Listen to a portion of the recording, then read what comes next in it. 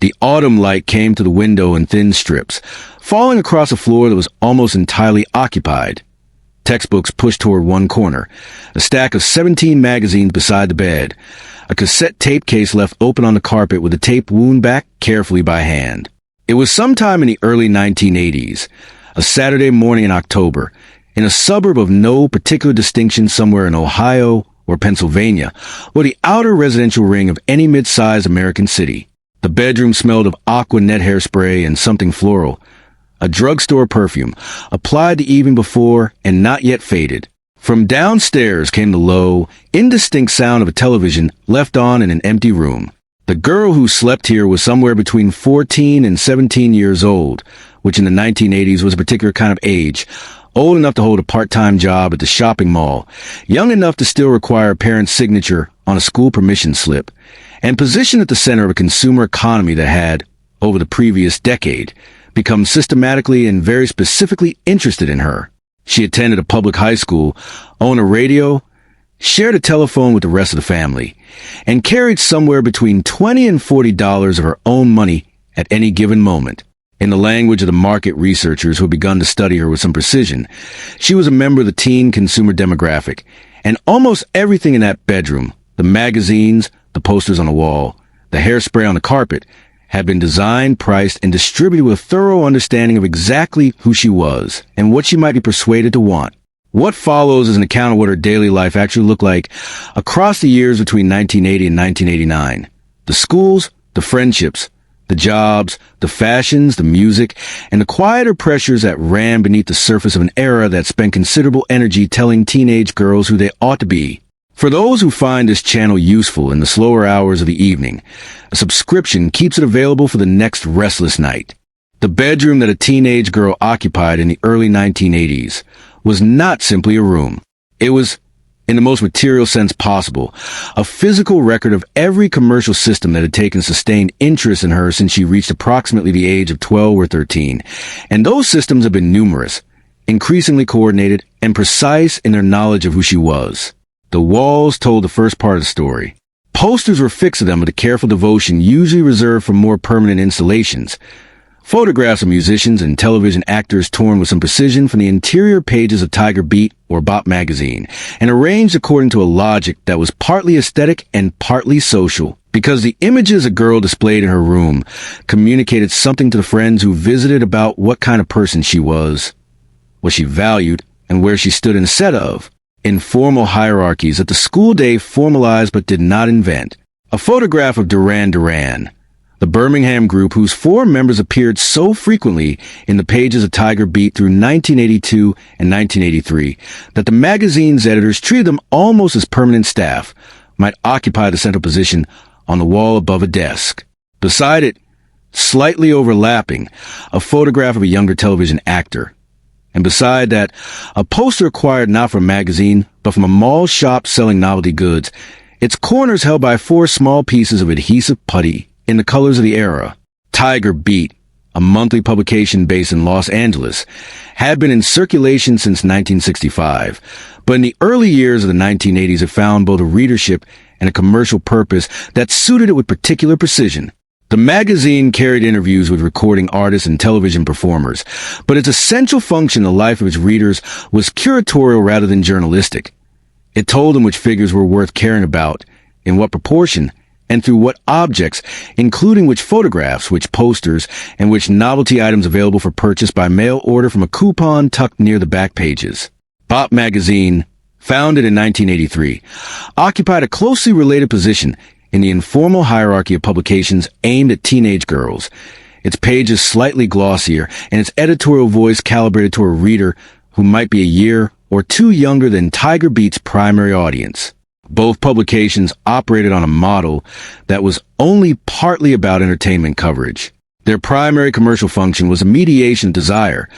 identifying who or what a teenage girl should want, and then providing the image of it in the most reproducible and displayable form available. 17 magazine occupied a different and considerably more elevated position in this landscape. Founded in 1944 and based in New York City, it had by the early years of the 1980s become one of the most commercially significant magazines in American media,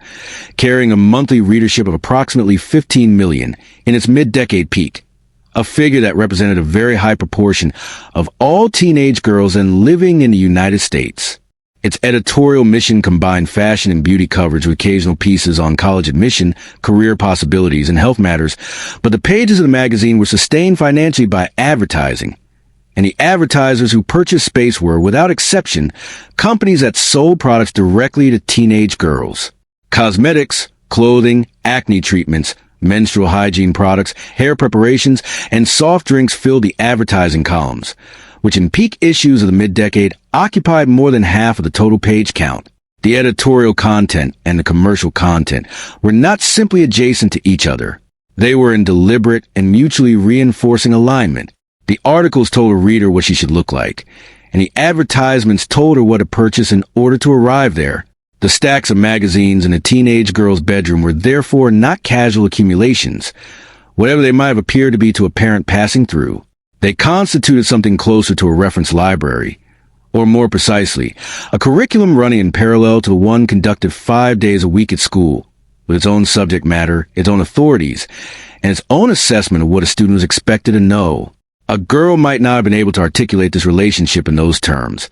but she understood its operational logic clearly enough. The magazines told her what mattered, what was available, what was within her reach financially and socially, and what marked the distance between her current self and the self she was being encouraged to become. Pages were folded at corners. Items of clothing were circled in pencil or marked with fingernails crease along the margin. Products were noted, and their prices compared with what a given number of hours at a babysitting rate could actually produce. These publications were consulted with something approaching the seriousness which a previous generation might have consulted a more formal set of authorities. On the floor or the desk beside the magazines sat the other primary objects of the era, a cassette player or a small stereo receiver, a collection of cassette tapes, some purchased from a record store, some recorded from the radio onto blank cassette tapes bought at Walgreens or a similar drugstore chain, the label written in ballpoint pen in the careful handwriting of a girl who wanted to be able to find the song she needed.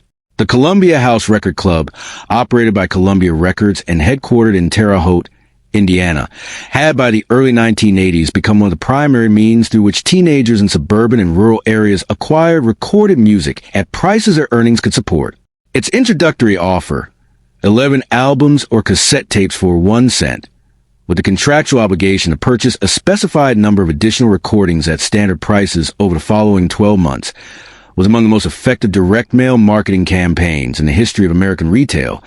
constructed with a detailed understanding of its primary customers' income constraints, musical preferences, and relationship with contractual fine print. A teenage girl who enrolled in the Columbia House Record Club in 1982 could fill a shelf for almost nothing at the outset, and then navigate her subsequent obligations with varying degrees of diligence and success. The telephone that served the household was a separate and important piece of the social infrastructure, and in the early years of the decade, it was almost never located in the bedroom itself. Most American families in the early 1980s maintained a single telephone, either mounted on the kitchen wall or placed on a small table in the hallway, attached to a cord that extended to a practical distance of 6 or 8 feet and rarely more. The conversation that a teenage girl needed to conduct with her closest friend, a conversation that might run,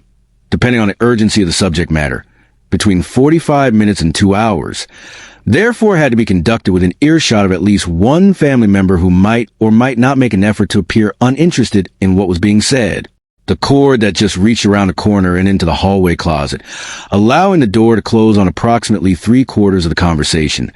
was a practical adaptation familiar to a significant number of American households. By the mid-decade, the extension telephone installed in the teenager's bedroom had become a recognized domestic prize and a source of household negotiation that was, in most families, conducted over a period of months before a resolution was reached in either direction. The conversation conducted over that telephone was, in many respects, the primary medium through which the social life of a teenage girl was maintained during the hours between school dismissal and the following morning. In the years before any form of digital communication existed as a practical tool, the telephone call carried the full weight of what she needed to communicate to the people who mattered most to her in the daily management of her life. The subjects range without obvious pattern from information that any observer would have recognized as consequential to information that would have appeared from the outside to be of the smallest possible importance. Though within the economy of teenage social life, this distinction was rarely meaningful. A detail about a conversation overheard in the corridor outside the third period classroom, or information about who had been seen near whose locker after the end of the school day, could carry as much practical weight in the social world a girl inhabited as almost anything else communicated that afternoon. These calls were also the medium through which emotional support was extended across distances that in the 1980s were measured in telephone exchange areas rather than digital latency. The social world being maintained through these calls was organized, in its visible layer, around systems of signaling that were expressed in material object a girl owned, wore, and carried. The brand of jeans she put on in the morning communicated information about her position in the informal hierarchy of her school that was received and interpreted by her classmates with fluency that required no instruction. The designer jeans phenomenon that had gathered commercial force in the final years of the 1970s was, in the early part of the following decade, still in full operation. Jordache Enterprises, founded in New York City by Joe Avi and Ralph Nakash in 1976, had become one of the most immediately legible brand identities in American teenage fashion, its name stitched in gold thread on the back pocket of jeans that retailed in 1982 for approximately $45 to $55, a sum that represented, at the babysitting rates then prevailing in suburban markets, somewhere between 20 and 30 hours of work. Competing labels, including Sergio Valente, Gloria Vanderbilt, and Calvin Richard Klein, occupied adjacent positions in both the retail market and the social imagination of the decade. To wear one of these garments was not simply to wear a pair of jeans. It was to participate in a national language of social belonging that was spoken across the country with consistency that required the kind of sustained advertising investment only a handful of companies had made. A girl who wore Jordache in a suburb of New Jersey communicated something recognizably similar to what a girl wearing the same brand communicated in a suburb of Illinois or Arizona, because the national campaigns behind these labels, running across network television, across the pages of 17 magazine and its competitors, and on billboards positioned along the major roads connecting suburban developments to the nearest commercial center, had ensured that the meaning attached to these garments was broadly uniform across regions. This was not a feature of the market that had arrived accidentally. It was a deliberate achievement of sustained commercial communication. What was being sold, to the extent that any of these brands had understood their own proposition, was not the denim. It was a signal, the implication of membership in a category of taste that the garment made visible. The shopping mall was the institution in which these signals were most actively deployed and most continuously legible to the people who mattered most. And in the 1980s,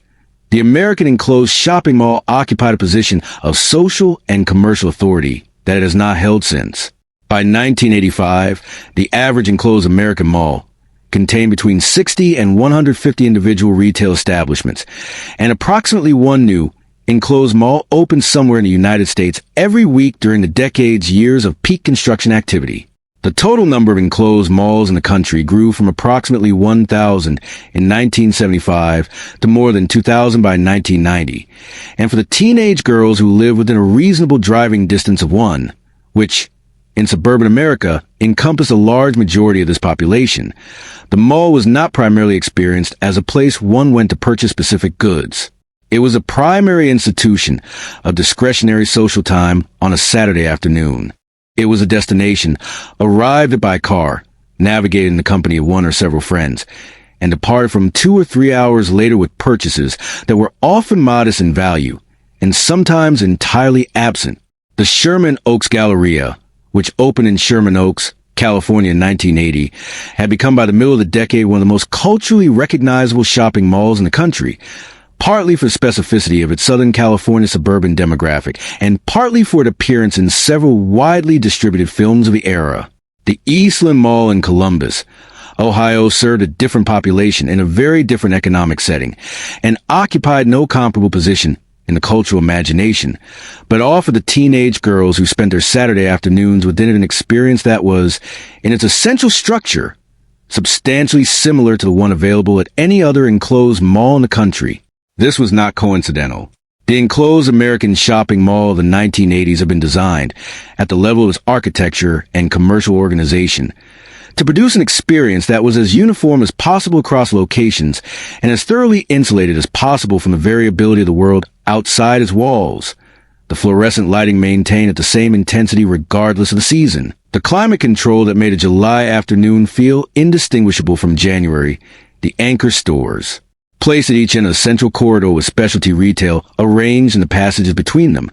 following a spatial logic that had been codified through decades of retail planning research. Claire's boutique occupied a particular and carefully considered position within this ecosystem. Having been founded in 1961 and expanded aggressively through the later decades, Claire's had by 1985 established locations in hundreds of American malls. Its stores identifiable by their crowded display racks of costume jewelry, hair accessories, small cosmetic items, and novelty goods, and by price points calibrated with care to the spending capacity of a customer who might have between $5 and $20 available on a given Saturday afternoon. An earring at Claire's cost between $1 and $4. A headband or a set of decorative hair clips cost between $2 and $6. The store had organized its entire inventory around a detailed operational understanding of exactly how much money its primary customer was likely to have with her and what she was most likely to want to do with it. Spencer Gifts, another fixture of the decade's mall landscape, addressed a somewhat broader demographic, but stocked enough product aimed specifically at teenage girls to make it a standard stop on the typical afternoon circuit. Walden Books carried paperback novels from the expanding category of young adult fiction, alongside magazines and general interest titles. Musicland sold cassette tapes, records, and, from a mid-decade onward, the new compact disc format that most teenage buyers could not yet afford. The food court, by 1985 a standard architectural feature rather than an innovation, served as the social center of the afternoon, the place where a group reassembled after individual browsing, where purchases were removed from bags and examined by the assembled company, where a plate of pizza from Sparrow at approximately $1.50, or a medium cup from Orange Julius at approximately $1.25, provided the occasion for conversations that the mall had, in some sense, been the pretext for all along. The commercial system that had organized this world had studied its subject with a seriousness that was not always visible in the product it produced, but was evident in the internal research it generated and acted upon. By 1984, American teenagers as a combined demographic group spent approximately $30 billion annually, a figure that had grown steadily through the first half of the decade as market researchers and retail strategists worked to understand and, where possible, expand the purchasing capacity of this population. The teenage girl was identified within this commercial analysis as the single most actively pursued segment of the broader teenage market, partly because her spending was distributed across a wider range of product categories than her male counterparts,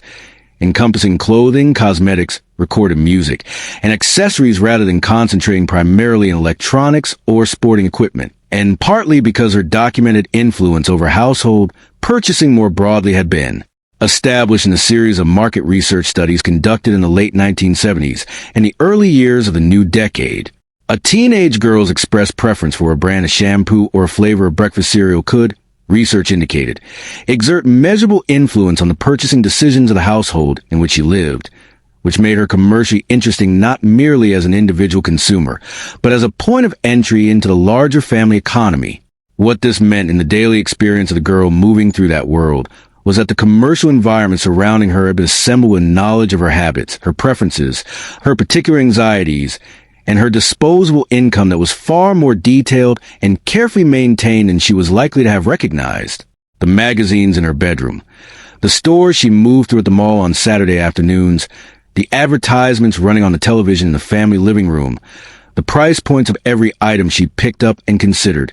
None of these had arrived in their present form by chance or by some impersonal process of market evolution. They had been designed, tested against research data, revised, and refined by an industry that had studied her with the same organizational seriousness it would have applied to any other significant commercial opportunity. She was, in a very specific economic sense, not merely a person who purchased things. She was a subject, the object of organized and sustained industrial attention in a form that no previous generation of teenage girls in American history had experienced with quite the same depth, reach, or deliberate coordination. The Monday morning school building entered through its institutional doors while the Saturday Mall was still 24 hours in the past, operated according to a different logic entirely, one that addressed her not as a demographic category, but as a student and occasionally,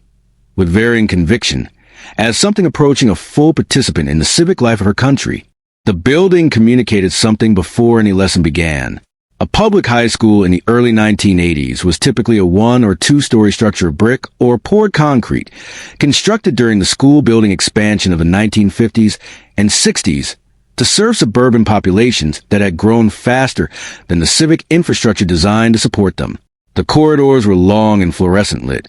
with metal lockers running along both walls and floors of linoleum maintained to a standard that reflected a school district's annual budget as precisely as any financial document. The gymnasium was, in the majority of schools, effectively 2 rooms, one designated for boys and one for girls, a physical division that by the opening of the 1980s was already in the process of being legally challenged, though the challenge moved through institutions at the pace institutions tend to move, and the daily experience of most girls who changed into shorts in a separate locker room and ran laps in a separate space remained, for much of the decade, largely unchanged by the federal statutes that had, on paper, prohibited this arrangement some years earlier. Title IX of the Education Amendments of 1972, the provision that prohibits discrimination on the basis of sex in any educational program or activity receiving federal financial assistance, had been signed into law by President Richard Milhous Nixon on June 23, 1972. Its principal legislative architects were Representative Edith Stark Green of Oregon and Representative Patsy Takemoto Mink of Hawaii, both of whom had worked through the early 1970s to address a set of documented inequities in educational access and treatment that were, at the time of the law's passage, almost entirely unremarked in public discourse. Bernice Resnick Sandler, a researcher who had documented discrimination against academic women in federal reports and later testified before Congress, was among the figures who provided the foundational research behind the statute's eventual drafting. The law's language was brief and direct. Its implementation was anything but. The Department of Health, Education, and Welfare published implementing regulations for Title IX in May of 1975, but the specific policy interpretation clarifying how the law applied to athletic programs did not arrive until December of 1979. In the intervening years, and for some time after,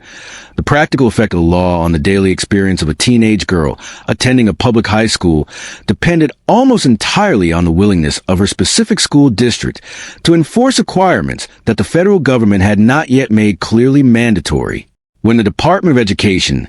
established as a separate cabinet-level agency on October 19, 1979, under President James Earl Carter, took over enforcement responsibilities,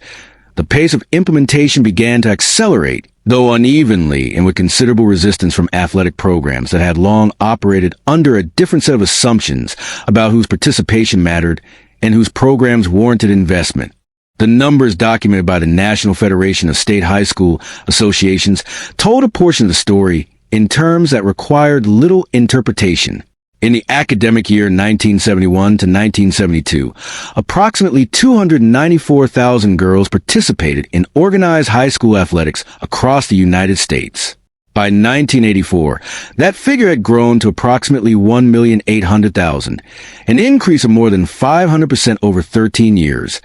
driven almost entirely by the legal requirements introduced through Title IX and the advocacy of the organizations that work to enforce them. Girls were running track, swimming competitively, playing basketball, competing in tennis and cross-country, and volleyball in numbers that had no precedent in the history of American secondary education. The expansion was real, and its effects on the lives of individual girls were, for many of them, significant.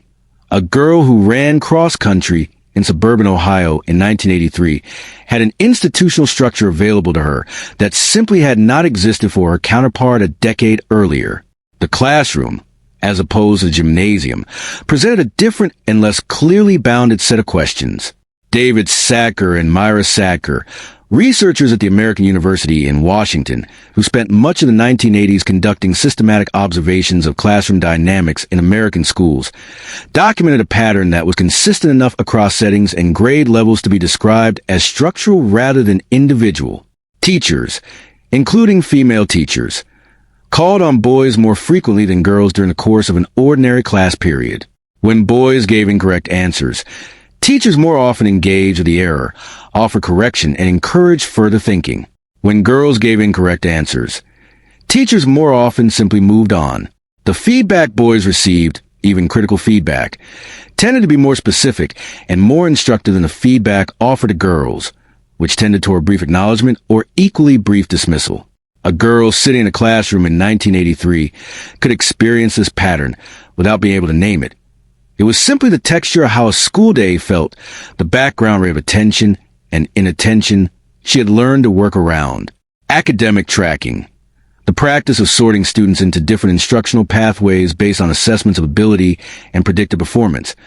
operated as a second and partly invisible mechanism shaping the education trajectories of girls during this decade. Most large public high schools in the early 1980s maintained some version of a tracking system, grouping students into sequences identified variously as college preparatory, general, or vocational, and these groupings were made at a point early enough in a student's secondary education that the options they opened and foreclosed were consequential. Girls were well represented in college preparatory tracks, particularly in English, social studies, and foreign language courses. In advanced mathematics and the physical sciences, the representation shifted. A girl in the college preparatory track at a typical mid-sized high school in 1982 was more likely to complete the standard sequence of mathematics through algebra and geometry than continue into pre-calculus or calculus, and the guidance structures of most schools did not actively encourage continuation. The guidance counselor occupied a position in the institutional life of the high school that was, in practice, considerably more influential than its formal description suggested. Guidance counselors were responsible for advising students on course selection, standardized testing, college applications, and career planning, and they operated like any institutional actor within the expectations and assumptions of the era in which they worked. The American Association of University Women, which had been monitoring women's educational equity since its founding in the late 19th century, documented in studies conducted through the decade a consistent pattern in which the advice offered to female students by school counselors tended to reflect existing occupational distributions rather than to challenge them. A girl who expressed interest in engineering or medicine was not, in most school settings, actively discouraged, but she was also not, in most settings, actively supported with the specificity and institutional backing that the same expressed interest might have generated from a male student. The advice she received was more likely to reflect what women had historically done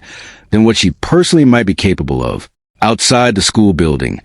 the cultural messaging of the early 1980s was engaged in a project that sometimes appeared to run in the opposite direction. The 1981 confirmation of Sandra Day O'Connor as the first woman to serve on the Supreme Court of the United States,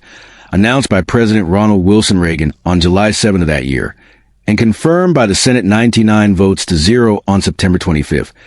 was a genuine landmark that registered in the awareness of teenage girls as evidence that institutional barriers could be crossed. On June 18, 1983, Sally Kristen Ride became the first American woman to travel to space aboard the Challenger shuttle, and the cultural moment produced was significant. Photographs of Ride in her flight suit circulated in newspapers and magazines, and she made statements, repeated in various forms through interviews of the following months, about her hope that her presence in space would make the possibility feel ordinary and attainable to girls watching from the ground. These moments were real, and the hope they generated in the girls who witnessed them was real. They were also, in the context of the daily institutional experience of the average public high school, somewhat remote from the mechanisms that would actually determine what a given girl studied, where she applied for college, and what she was told to expect. The college-going rate among women was, through the first half of the 1980s, rising steadily and had, by some measures, already reached a historically unprecedented point. Women represented approximately 51% of undergraduate enrollment at American colleges and universities in 1980, the first time women had constituted a majority of the college-going population in the country's history. By 1985, that proportion had grown modestly further. The National Center for Education Statistics tracked these figures with interest, and the trend was noted in the popular press as evidence of progress. What the aggregate figures obscured, however, was the degree to which the fields of study pursued by female undergraduates and male undergraduates continue to differ in ways that track closely with traditional occupational divisions. Women entering college in 1982 were more likely to be enrolled in education, nursing, English, and the social sciences than in engineering, physics, computer science, or economics. The pipeline into the most financially remunerative sectors of the professional economy remained considerably narrower for women than the raw college enrollment figures suggested. The Scholastic Aptitude Test, administered by the College Board and used as a primary criterion for college admission by most selective institutions in the country,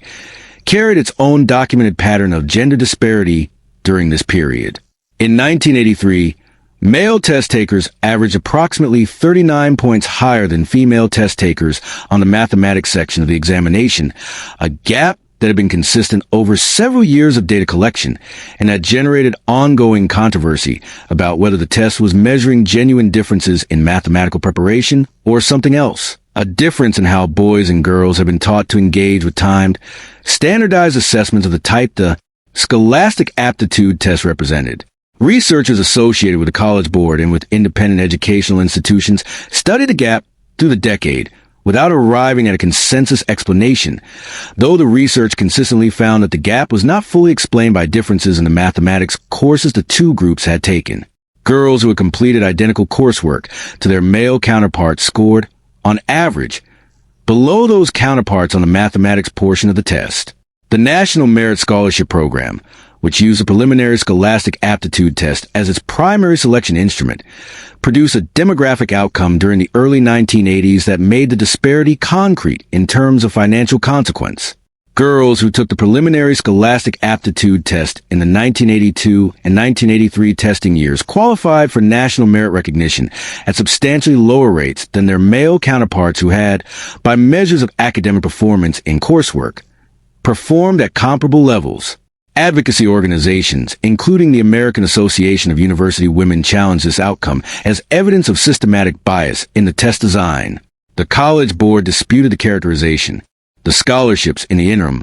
were awarded according to the scores the test produced. The gap between the public cultural message being directed at teenage girls, that the barriers had been substantially removed, that the opportunity was genuinely equal, that the examples of Sandra Day O'Connor and Sally Kristen Ride were previews of a terrain now open to navigation,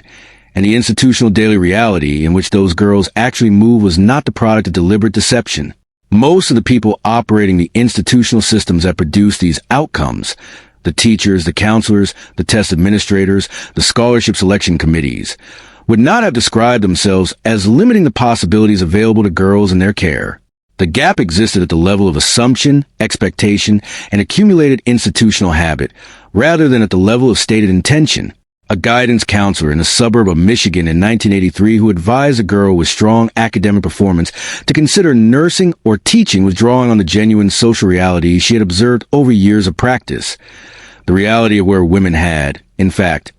tended to end up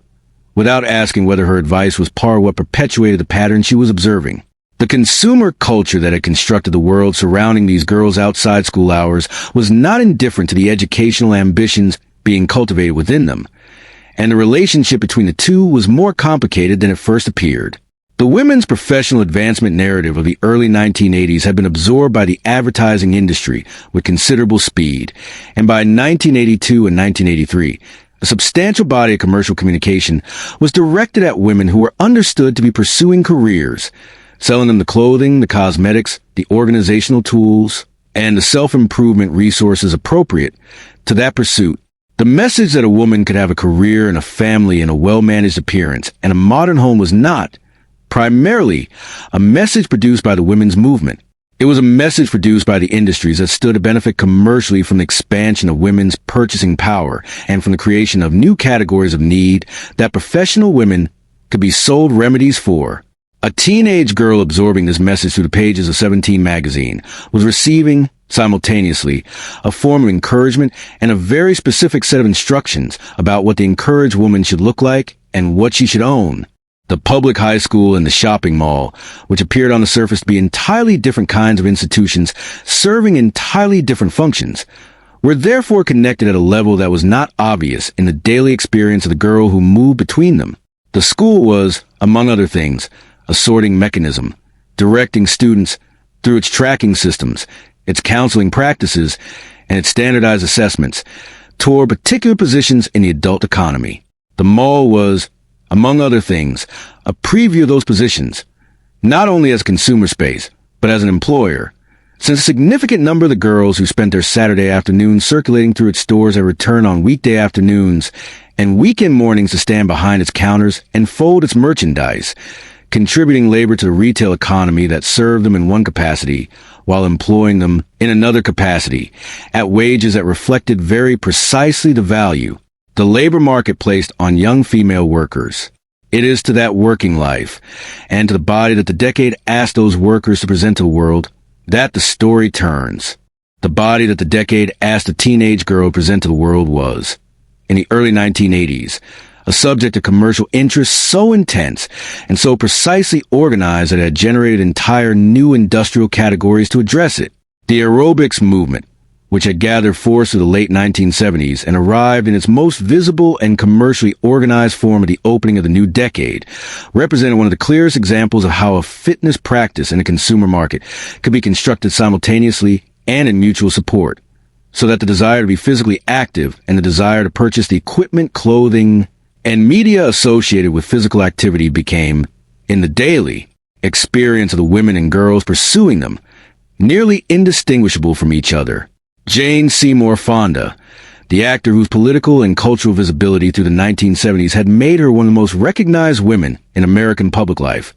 published a fitness manual in 1982 that became one of the best-selling books of the decade, a fact that said something both about the genuine appetite for exercise guidance among American women and about the particular cultural authority that a recognizable and conventionally attractive woman could lend to that guidance when she chose to apply it. Jane Fonda's workout book, accompanied shortly afterward by the videocassette release that became one of the first commercial tapes to achieve genuinely broad distribution in the American home video market, presented a program of aerobic exercise and strength conditioning that was, by the standards of contemporary exercise science, reasonably sound. What it also presented, through its photographs, its before and after language, and the visual framing of each exercise it described, was a body type lean, defined, with low body fat and visibly developed musculature that offered to readers as the expected and achievable outcome of sustained anticipation in the program. The distinction between fitness and thinness was one that the aerobics movement of the early 1980s largely declined to draw, and the commercial infrastructure that grew around the movement depended on that conflation remaining largely unexamined. Fitness, as a physiological concept, describes a set of capacities: cardiovascular endurance, muscular strength, flexibility, and coordination that are not, in themselves, necessarily related to body weight or visual appearance. Thinness describes a visual attribute. The two can coincide, and in individual cases frequently do, but they are not equivalent. And the programs, publications, and consumer products that the early 1980s fitness movement generated were organized, in the main, around the visual outcome rather than the physiological one. A woman who completed a workout program and emerged with improved cardiovascular health, greater muscular endurance, and a body that remained at its existing weight was, by the evaluative language embedded in most of these programs, less successful than a woman who had visibly reduced in size. Olivia Newton-John, the Australian-born recording artist whose 1981 single Physical remained at the top of the American popular music charts for 10 consecutive weeks following its release on October 1st of that year, appeared in the accompanying music video in leg warmers and a leotard in an aerobic studio setting, making the connection between popular music, the fitness culture, and the visual presentation of the female body as explicit as a commercially distributed cultural object in 1981 could reasonably make it. The song was understood by most listeners as a straightforward account of physical desire. The visual context in which it was delivered insisted on something additional. that the desired body was also a disciplined body, one maintained through deliberate and sustained effort, and that the two attributes, desirability and discipline, were, in this decade, being presented as aspects of the same achievement. Jazzercise, the group aerobic exercise program developed by Judy Shepard Missett and conducted through a franchise system that had expanded substantially through the early part of the decade, offered a variation on this model organized around communal participation rather than individual discipline. By 1983, Jazzercise classes were being held at approximately 3,000 locations across the United States, in church halls, community centers, recreation facilities, and dedicated fitness studios, and the population attending them was overwhelmingly female and considerably broader in age range than the fitness videos or the teen magazine suggested. For a teenage girl, the aerobics class, encountered either at a community facility or through a school physical education program that had, since the early 1980s, increasingly incorporated aerobic exercise formats into its curriculum,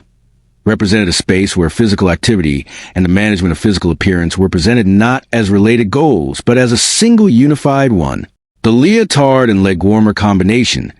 which had migrated from professional dance studios into mainstream athletic retail through the early years of the decade, was both a practical garment suited to vigorous movement and a visible commitment to a particular set of values about what the female body should be doing and how it should look while doing it. A girl who put on a leotard to attend an aerobics class was dressing for exercise and simultaneously performing an orientation toward her own body that the culture of the decade recognized and rewarded. The fashion industry's relationship to the female body operated according to a parallel and reinforcing logic,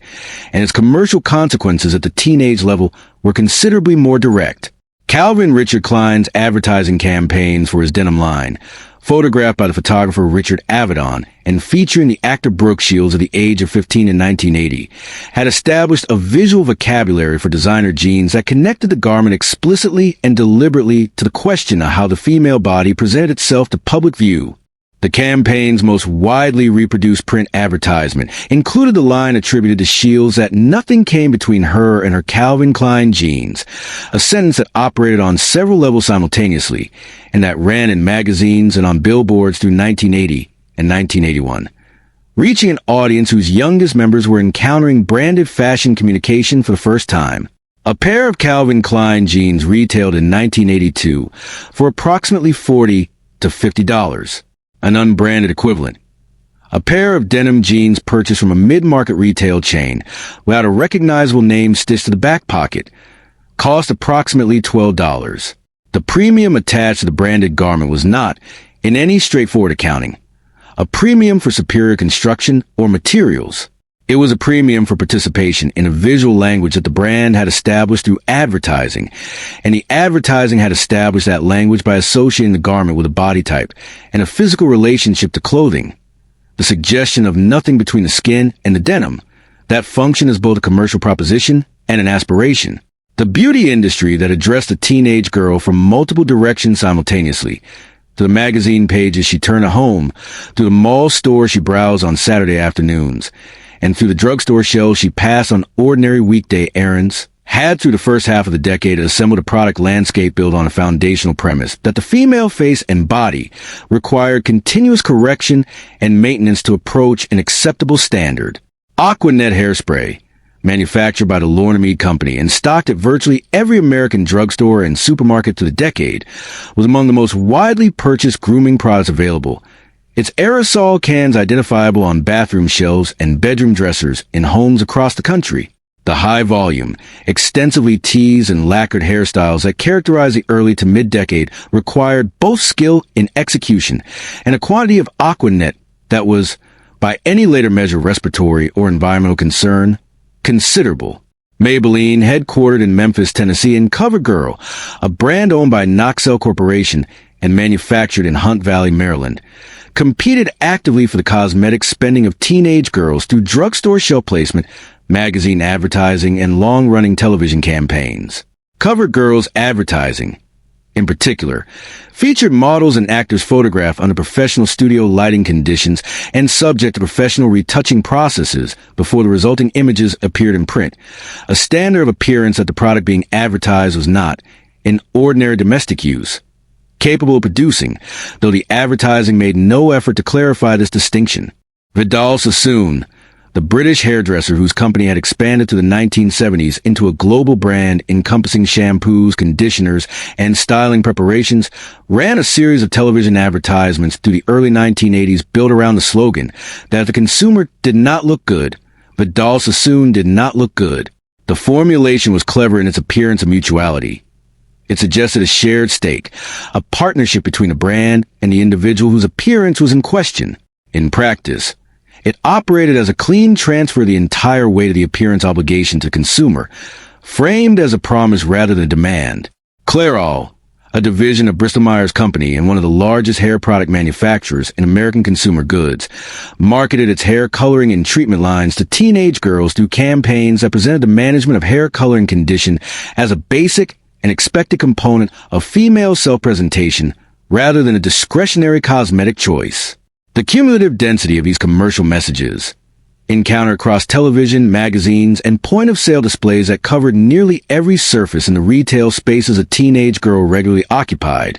constructed a very specific and coherent image of what an adequately maintained teenage girl looked like, and populated that image with purchasable products, each of which addressed a different dimension of the distance between the girl's existing appearance and the standard being proposed. Hilda Bruck, a German-born American psychiatrist who had spent several decades in clinical work and research focused on the psychology of eating and body image, had published in 1978 a book titled The Golden Cage, which carried the subtitle The Enigma of Anorexia Nervosa and brought a clinical phenomenon that had been recognized in the medical literature for more than a century into the awareness of a considerably broader professional and general readership. Bruck had worked across many years with young women who had restricted their food intake to the point of severe and life-threatening malnutrition, and she wrote about these patients with clinical precision and a sustained attention to individual experience that together made the work both medically significant and accessible to readers without specialized training. Her central clinical observation that the refusal of food in these patients was not, at its deepest level, primarily about food, but about the need for a form of control in a life where other forms of self-determination felt either unavailable or inadequate, was a contribution to the psychiatric literature that the 1980s would not so much advance as struggle to absorb and practice. The decade inherited Bruck's framework and then subjected the girls she had written about to precisely the commercial and cultural environment most calculated to produce the conditions she had described. The National Association of Anorexia Nervosa and Associated Disorders, founded in 1976 by Vivian Handsemian in Highland Park, Illinois, had worked through the late 1970s and the early part of the following decade to establish both clinical recognition of eating disorders as serious and potentially fatal psychiatric conditions and public awareness of their prevalence in the population. The American Anorexia and Bulimia Association pursued related advocacy goals, with particular emphasis on the degree to which these disorders had been systematically underestimated in their severity and undertreated by the mental health system. Both organizations were working through the early years of the 1980s in a public awareness landscape that remained limited until February of 1983, when a single death changed the terms of the public conversation more rapidly than the preceding decade of advocacy work had managed to do. Karen and Carpenter had been, since the early 1970s, one of the most commercially successful and critically recognized recording artists in the United States, performing alongside her brother Richard Lynn Carpenter as one half of the duo known as the Carpenters, whose vocal harmony recordings had sold in the tens of millions over the course of the decade. Her contralto voice, of unusual warmth, range, and natural control, was among the most immediately identifiable in American popular music, and the duo's sustained commercial and critical standing to the 1970s had been built upon it more than on any other single factor. By the late 1970s, Carpenter had been privately managing the effect of anorexia nervosa for several years, a fact that had not been publicly disclosed and that her professional obligations had, with considerable personal cost, been obscured from general awareness. She died on February 4th, 1983, at her parents' home in Downey, California, from cardiac arrest arising from the physiological deterioration associated with years of severely restricted food intake. She was 32 years old. The coverage that followed in the days and weeks after her death was extensive, and it carried the clinical term anorexia nervosa into newspapers and broadcast reports that had not previously used it in their general news coverage. The Los Angeles Times, People magazine, the major television networks, and newspapers in cities across the country all carried accounts of the condition, its mechanism, and its relationship to Carpenter's death. For a significant portion of the American public, and for the teenage girls who encountered this coverage through the magazines and television programs that were their primary media,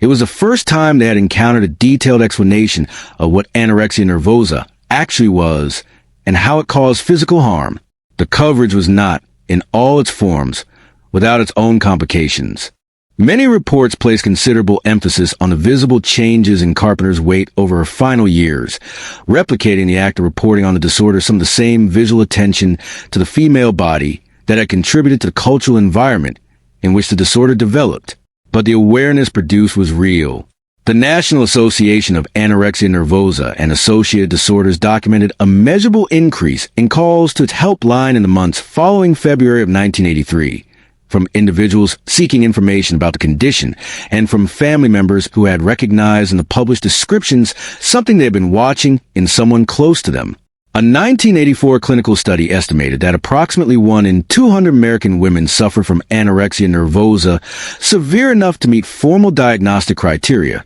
a figure that, applied to the female teenage population of the country, represented a number of individual lives that the treatment infrastructure of the era was entirely unprepared to accommodate. Bulimia nervosa, a distinct but related disorder characterized by cycles of unrestrained eating followed by self-induced purging, had been formally named in the clinical literature by the British psychiatrist Gerald Russell in 1979, and the American Psychiatric Association had included a version of the diagnosis in the third edition of its Diagnostic and Statistical Manual of Mental Disorders, published in 1980. The clinical recognition, in both cases, ran considerably ahead of the available treatment capacity. A teenage girl in 1983 who was restricting her food intake to a degree that was causing measurable physical harm, or engaging in purging behaviors on a regular basis, was unlikely to be receiving treatment for either condition, not because the conditions were unrecognized in the clinical literature, but because the clinical literature had not yet translated into the kind of institutional awareness that might have led a school nurse, a family physician, or a guidance counselor to identify what they were looking at. The diet industry was, through all of this, growing. American consumers spent approximately $10 billion on diet foods,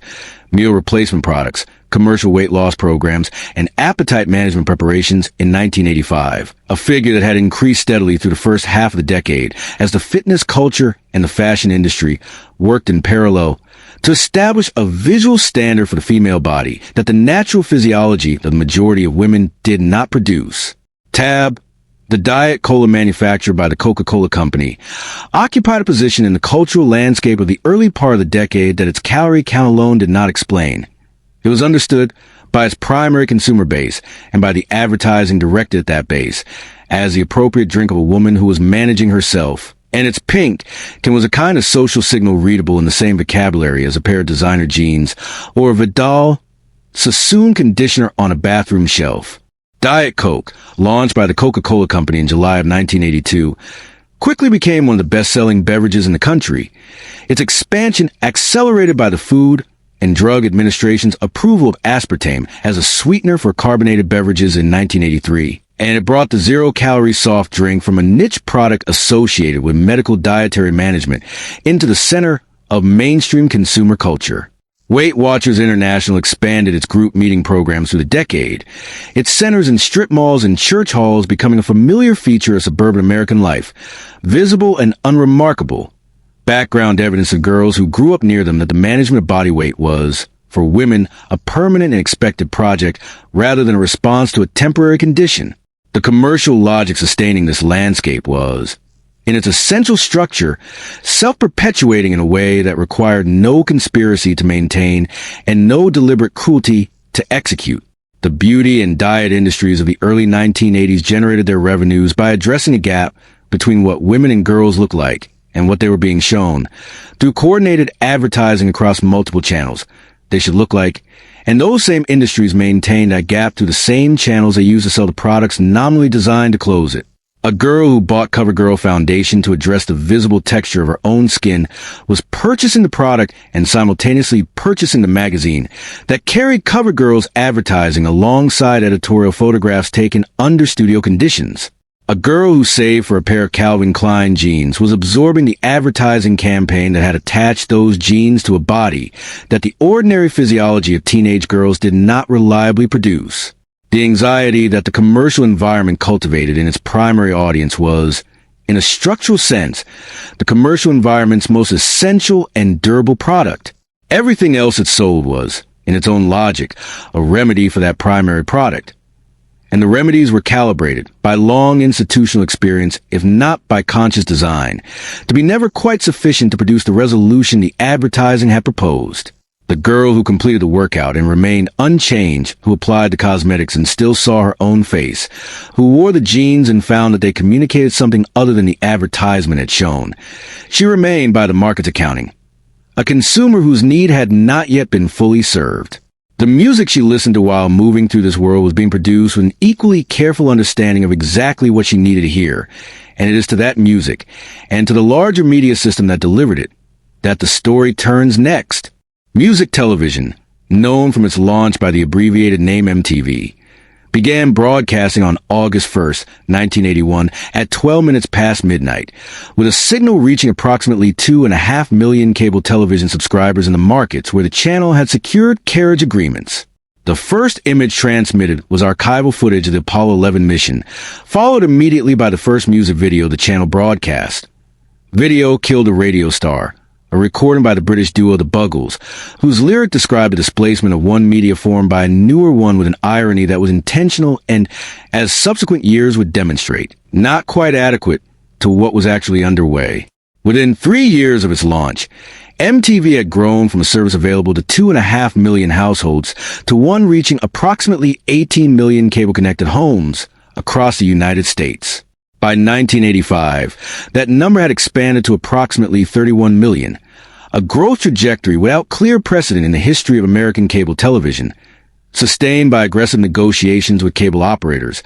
a promotional campaign organized around the phrase, "I want my MTV," and a programming format that had identified an audience whose relationship to commercial media was different in kind from anything that had existed in the generation before it. That audience was, in significant proportion, teenage girls. Robert Warren Pittman, who served as president of MTV Networks through the channel's most consequential formative years,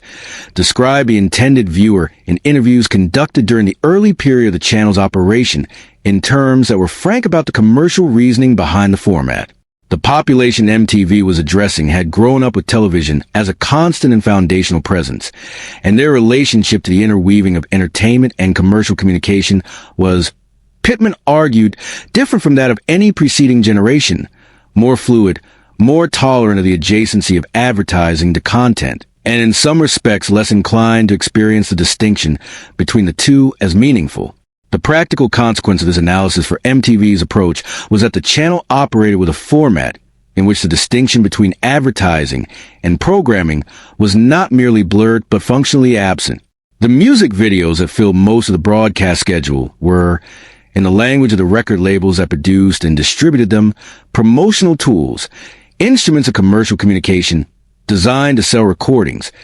and the channel that broadcast them was simultaneously presenting those promotional tools as the primary entertainment for which viewers tuned in. A teenage girl watching MTV on a Saturday afternoon in 1983 was, without necessarily recognizing it as such, watching approximately 24 hours of advertising experience as a viewing choice. What that advertising did, or rather,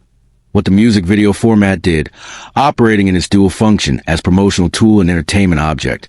was introduce a visual dimension to consumption of recorded music that fundamentally altered the terms on which a teenage girl related to the female artist she listened to. Before the widespread distribution of music video as a format, the relationship between a listener and a recording artist was mediated primarily through sound and through the still photograph, the album cover, the promotional image in a magazine, the concert poster. These were static objects that a listener could engage with at whatever degree of attention she chose. The music video replaced this with a moving image, professionally produced and often elaborately styled, in which the female artist's physical appearance, her body, her manner of movement,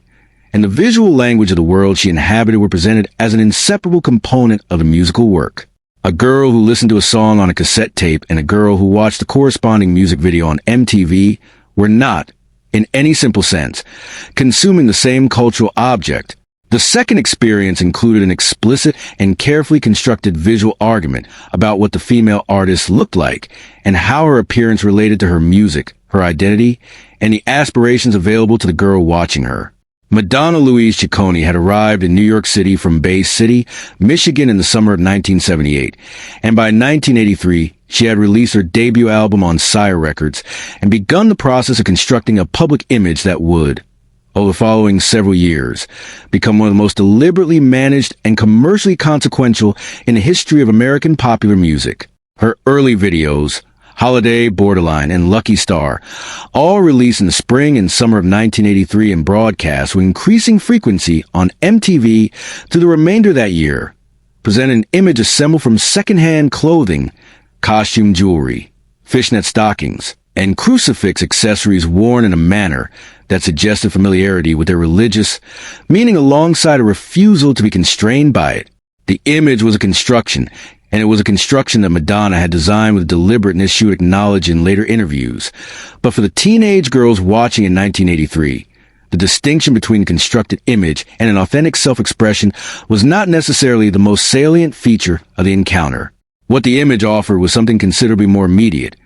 a model of female self-presentation that emphasized excess, visible pleasure, and an apparent indifference to the approval of authorities, a model that, crucially, required specific consumer goods to replicate. The phrase Madonna wannabe entered American vernacular by 1984 with a speed that indicated the accuracy of the identification. The items a girl needed to assemble a version of the Madonna aesthetic: rubber bracelets from Claire's boutique at approximately $1 each, lace and net fabrics available at fabric stores or in secondhand clothing shops, crucifix jewelry available from costume jewelry suppliers, and the crimped and teased hair achievable with the hot styling tools marketed by Vidal Sassoon and Conair through department and drugstore chains, were, by design or coincidence, accessible at price points compatible with a teenage girl's income. The ensemble communicated a set of values that the decade simultaneously romanticized and disciplined: rebelliousness, sexuality, and independence, packaged in a form purchasable from the same mall stores that sold the more conventional alternatives. The consumer culture that surrounded the Madonna image did not produce the image, but received that image with an efficiency that suggested it had been waiting for exactly this configuration of aspirational values and accessible price points. Cynthia and Stephanie Lauper, who released her debut solo album She's So Unusual on CBS Records in October 1983, offered what appeared to be a different model, though the differences were more complicated on examination than they first appeared. Lauper's image: brightly dyed hair, layered and clashing clothing assembled in a manner that suggested both careful deliberation and apparent chaos, vocal delivery that incorporated a broad tonal range from high-pitched girlishness to controlled low register, proposed a version of female individuality that presented itself as beyond category and outside the conventional frameworks of feminine presentation. Her single Girls Just Wanna Have Fun reached the 4th position on the Billboard Hot 100 in February of 1984, and the accompanying music video, broadcast repeatedly on MTV through the winter and spring of that year, showed Lauper and a group of female friends returning home at dawn, dancing in a bedroom, and engaging in a series of activities organized around the proposition that female pleasure, not romantic pleasure, not the pleasure of attracting male attention, but the pleasure of one's own company and the company of other women, was a legitimate and sufficient basis for a popular song. For the teenage girls who watched that video in early 1984, the image was a genuine and not insignificant pleasure. It was also, like the Madonna image, a construct supported by a particular set of consumer choices. The thrift shop and vintage aesthetic Lauper had assembled required knowledge, time, and eventually, as the aesthetic was absorbed by mainstream retail money. Patricia Mangievsky, who performed and recorded under the name Pat Benatar, had by the opening of the 1980s established a version of female rock performance that drew on the visual and sonic language of hard rock and heavy metal, genres whose gender conventions she was adapting rather than simply inhabiting. Her 1980 album Crimes of Passion, which reached the second position on the Billboard 200 Albums chart and remained in the chart's upper positions for more than a year, and her 1982 album Get Nervous, demonstrated a consistency of artistic identity built around vocal power and a physical presentation. The tight jeans, the fitted leather-adjacent clothing, the direct camera address that proposed female authority through the existing visual vocabulary of rock. Performance rather than through a vocabulary it had invented for itself. Anna Mae Bullock, who performed and recorded as Tina Turner and who returned to the upper levels of mainstream commercial success in 1984 with the Capitol Records album Private Dancer, and the single What's Love Got to Do With It, offer variation organized around different terms entirely. A black woman in her mid-40s whose commercial rehabilitation in the early 1980s required, among other things, the willing absorption by a mainstream audience of a presence, and a set of experiences that the industry had not historically provided space for at that level of commercial scale. The four models, Madonna, Lauper, Benatar, and Turner, were not equivalent, and the differences between them reflected genuine differences in aesthetic proposition, in racial context, and in the specific terms on which each artist had negotiated her relationship with the commercial structures that distributed her work. What they collectively communicated to a teenage girl watching MTV in 1984 was that multiple models of female self-presentation existed within the visible frame, and that choosing among them was both a cultural act and, in the practical terms of assembling a version of any of the images on offer, a consumer act. The Video Music Awards, inaugurated by MTV on September 14, 1984, at Radio City Music Hall in New York City, established an annual ritual that organized the channel's accumulating visual and commercial history into a competitive spectacle. Madonna's performance of Material Girl at the inaugural ceremony, a number choreographed in reference to Marilyn Monroe's performance of Diamonds, Our Girl's best friend in the 1953 film Gentlemen Prefer Blondes, and performed in a pink strapless gown that made the visual reference explicit, was the ceremony's most discussed moment, and the song for which it was drawn, released as a single earlier in the year from the album Like a Virgin, provided the era with one of its most precisely ambiguous commercial texts. The lyrics narrator declared her preference for men who could provide material comfort, while the music video and the live performance dressed that declaration in enough layers of theatrical reference and apparent self-awareness to make it readable simultaneously as irony and as sincere aspiration. A teenage girl watching the 1984 Video Music Awards could interpret what she was seeing through either lens, or both at once, and the commercial machinery of the record industry and MTV's advertising model did not require her to resolve the ambiguity. It required only that she continue watching. The teen film had, through the 1970s, been a commercial genre without significant critical standing, organized primarily around broad comedy and the presentation of adolescent sexuality in terms calibrated to the standards enforced by the Motion Picture Association of America's rating system. John Walter Hughes III, a writer and director who had worked in advertising and contributed to various commercial and comedic print publications before turning to film, began in the early 1980s to produce a body of work that addressed the genre with a seriousness of observational intent, if not always a moral complexity, that distinguished it from what had preceded it. Hughes's contribution was, at its core, a claim that the interior lives of American teenagers, their social hierarchies, their self-doubts, their aspirations, and their cruelties, were a legitimate subject for cinema that need not resolve into broad comedy or nostalgic sentimentality to be commercially and artistically viable. The claim was partly correct,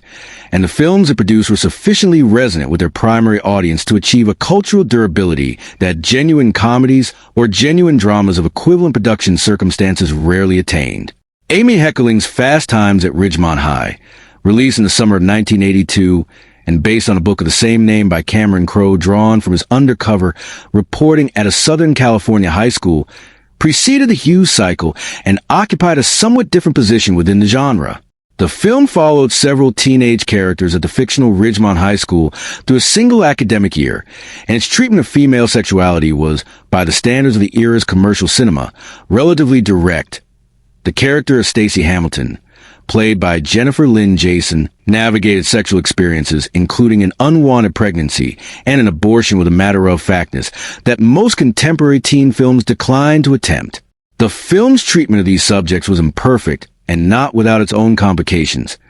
But the willingness to engage with them at all represented a departure from the conventions of the genre that made Fast Times at Ridgemont High a different kind of object than the films that surrounded it,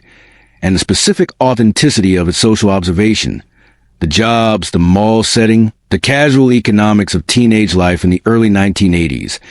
gave it a documentary texture that retained its usefulness as a record long after its immediate cultural moment had passed. 16 Candles, written and directed by John Walter Hughes III and released in May of 1984, introduced a set of concerns and a formal approach that would characterize much of his subsequent work in the genre. Its central character, Samantha Baker, played by Molly Ringwald, experienced a specific humiliation of having her 16th birthday forgotten by her family in the context of her older sister's wedding preparations, and the film followed her navigation of this humiliation through the social landscape of her high school. Hughes's observational precision in capturing the texture of teenage social experience, the cafeteria, the gymnasium, the parent-driven car, the house party, was genuine and served the film well. The film's treatment of several of its secondary characters, including a foreign exchange student depicted through a series of ethnic stereotypes, and a scene involving the unconscious girlfriend of a popular male character, presented the era's casual cruelties with a lack of critical distance that the film's subsequent cultural history would require its audiences to negotiate in terms that Hughes had not provided. The Breakfast Club, also written and directed by Hughes and released in February of 1985, offered what appeared on its surface to be a more formally ambitious work. 5 students from different social categories confined to a high school library for a Saturday detention and arriving, over the course of the day, at a recognition of their shared humanity beneath the social categories that had defined them. The female characters were, in the film's own taxonomy, the princess and the basket case,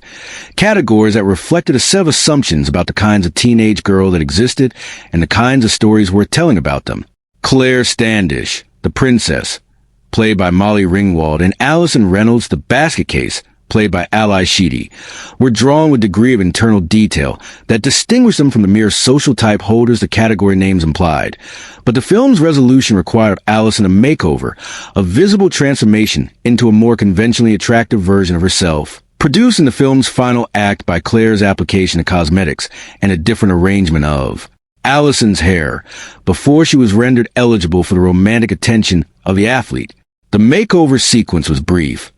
presented as warmly intentioned, and accepted by Allison with evident pleasure. It was also the moment in which the film most clearly reproduced, without apparent awareness of the reproduction, the commercial logic that the beauty industry had spent a decade constructing around the teenage girl's appearance. The idea that the authentic self was, in its unmodified form, insufficient, and that the appropriate response to this insufficiency was the application of purchased products. Pretty in Pink, written by Hughes and directed by Howard Deutsch, released in February of 1986, addressed the question of class within the teenage social world with a directness that distinguished it from most of the genre's output in this period. Its central character, Andy Walsh, played again by Molly Ringwald, attended a high school whose student population included both students of comfortable financial circumstances and students of considerably more limited means. And the film tracked the romantic and social negotiations produced by this proximity. The clothing that Andy assembled from secondhand materials, making her own dress, combining garments and combinations that the film presented as evidence of creativity rather than economic necessity, functioned within the narrative as a marker of authenticity and individual expression, while simultaneously functioning within the film's visual language as a set of consumer choices distinguishable from other consumer choices primarily by their source rather than by the logic underlying them. Pretty in Pink was, among other things, a film about what a girl wore and what that wearing communicated, which made it, despite its romantic narrative frame, a more precise document of the consumer culture of the mid-1980s than almost any explicitly commercial production of the period. The Sony Walkman had been introduced in the United States market in June of 1980, manufactured by the Sony Corporation Japan, and retailing initially for approximately $200 before price reductions brought it within the range of the teenage consumer over the following several years. The Walkman was a cassette player without recording capability, designed to be held in one hand or clipped to a waistband, and its introduction represented a transformation in the social experience of listening to music that has not been fully appreciated as such. Before the Walkman, music in public spaces was a shared, or at minimum a communal experience. The radio in a car, the stereo in a living room, the boombox carried on a shoulder through a public park. After the Walkman, listening became a private experience conducted within a public space, its contents audible only to the person wearing the headphones. A teenage girl walking to school in 1983 with a Sony Walkman clipped to the waistband of her Jordache jeans and the foam headphones settled over her ears was inhabiting a private auditory world of her own construction while moving through a shared physical environment. A combination of interiority and mobility that had not previously been available at this scale or at this price point. The Sony Corporation sold approximately 50 million Walkman units worldwide in the first decade of the product's production, a figure that reflected the depth and rapidity of the appetite for this particular reorganization of a relationship between the individual and the sound surrounding her. The record industry that supplied the cassette tapes filling those Walkman cases had, through the early years of the decade, developed an increasingly detailed and operationalized understanding of the teenage girl as a distinct commercial category within the broader music consumer market. CBS Records, Polygram Records, and Warner Communications, among the largest distributors of recorded music in the early 1980s,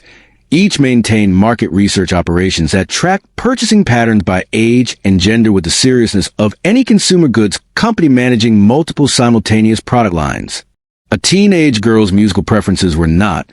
from the perspective of these operations, expressions of authentic individual taste operating free of commercial influence. They were the outputs of a process that the industry had worked.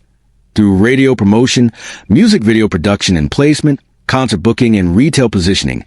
to shape toward outcomes favorable to the label's commercial interests. The music a teenage girl was most likely to hear, on the radio, on MTV, at the mall, at school dances, was the music that the major labels had invested in bringing to her attention, and that investment was made according to calculations about return that had very little to do with the music's artistic qualities, and a great deal to do with its commercial tractability. The full system,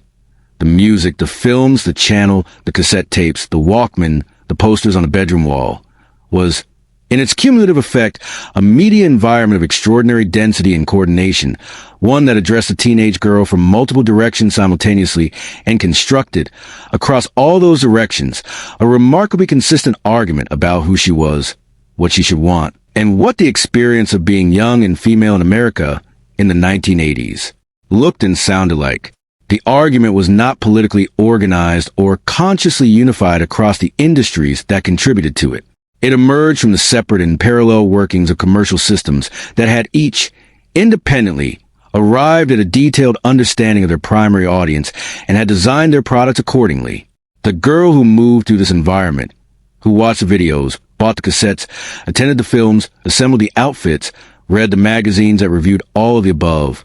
was being told a story about herself,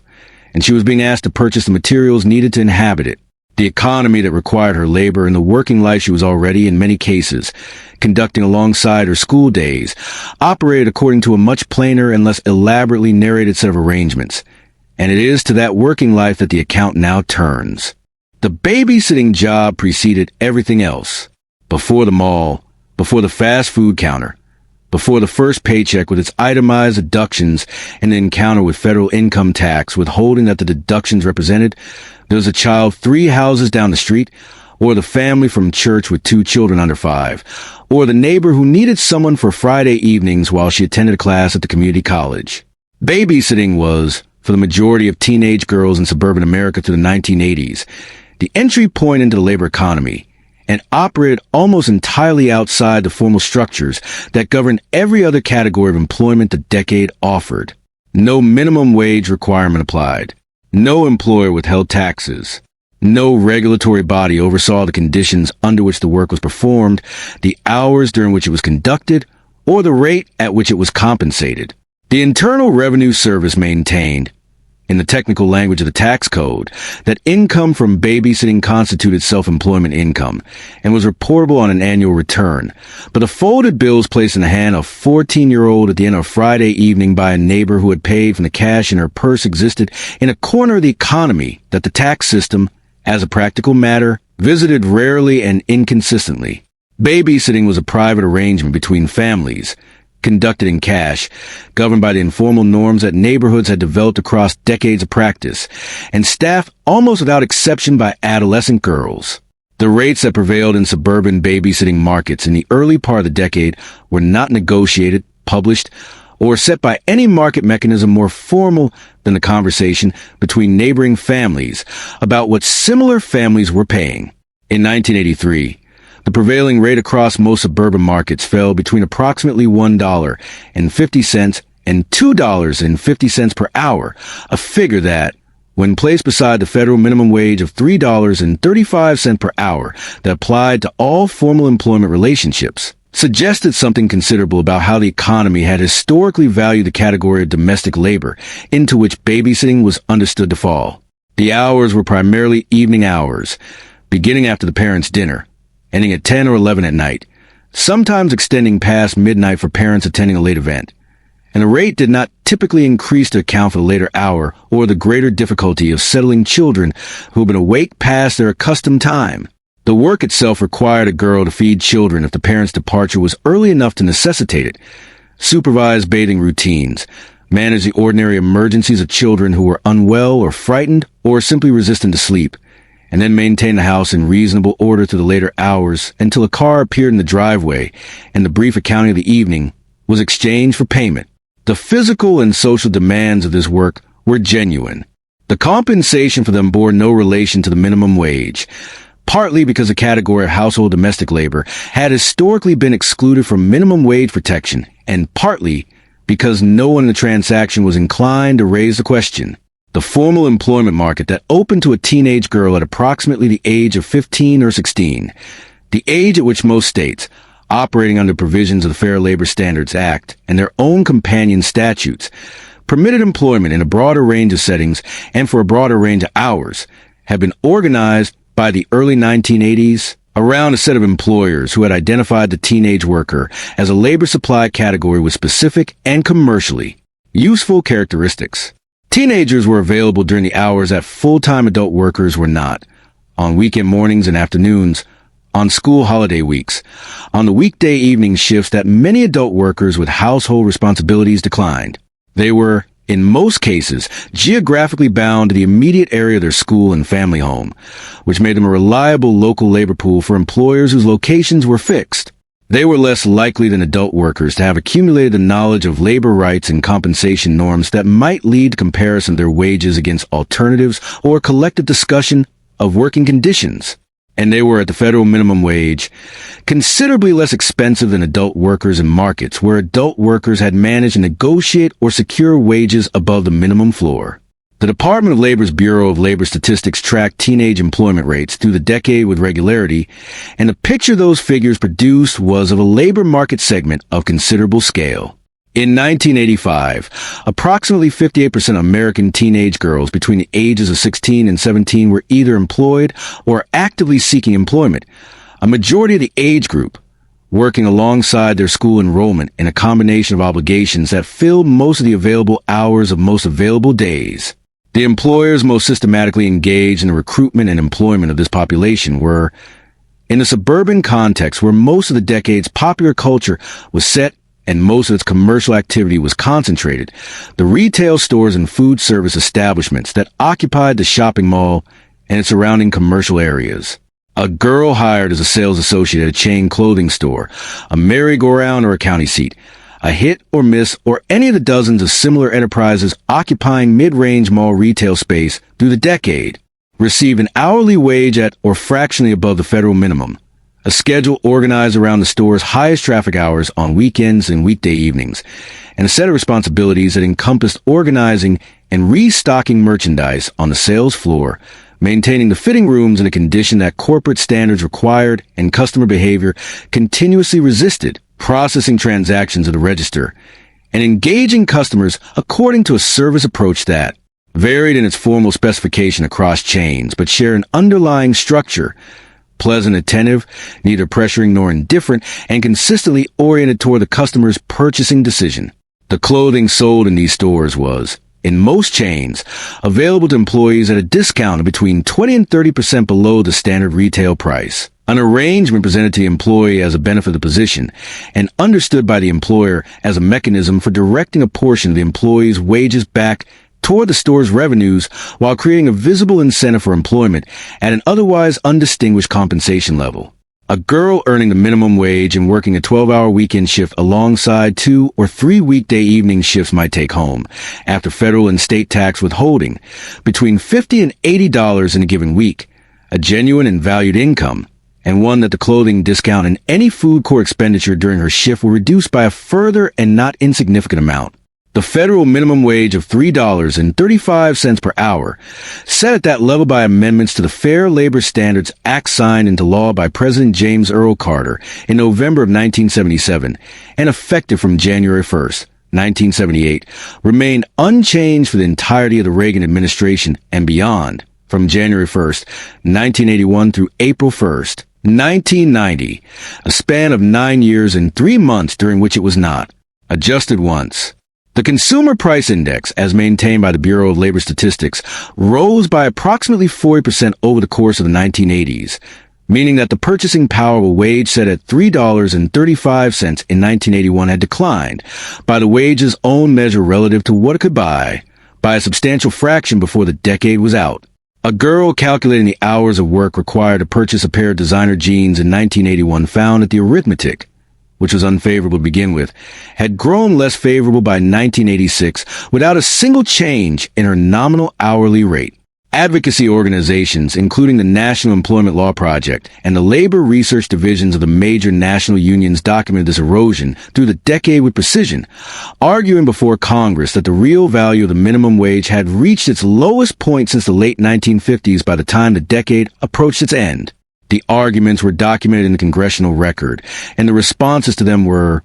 through the Reagan years, limited. The Fair Labor Standards Act specific provisions governing the employment of workers under the age of 16 impose restrictions that shape the practical scheduling of the youngest employed teenage girls in ways that created their own complications. Workers between the ages of 14 and 15 could not,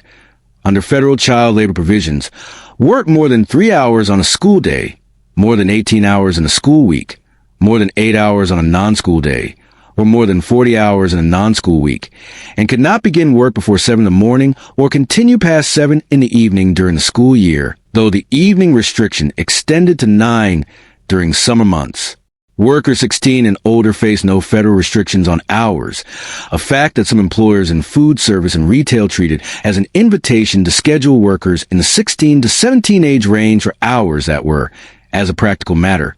incompatible with the school enrollment those workers were simultaneously maintaining. A girl working a closing shift at a fast food restaurant that ended at 11 at night on a Thursday, then opening another shift at 6 on Friday morning before school, was operating at the outer boundary of what her physiology could sustain, an arrangement that the Fair Labor Standards Act did not prohibit once she reached the age of 16, and that the economic logic of the minimum wage made entirely rational from an employer's perspective. McDonald's Corporation,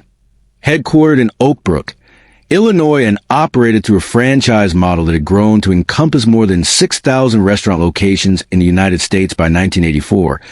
employed approximately 300,000 workers under the age of 21 in its American restaurants by that year, a figure that established it as the single largest employer of teenagers in the country by a considerable margin. The corporation's internal training infrastructure, centered on its Hamburger University training facility in Oak Brook and disseminated through regional training programs to individual franchise locations across the country, organized the work of each restaurant into a station-based production system designed to reduce the skill requirement at any individual position to a level achievable through a brief and standardized training process. A new employee could be trained to the expected standard performance at a specific station: the front counter register, the French fry station, the sandwich assembly area,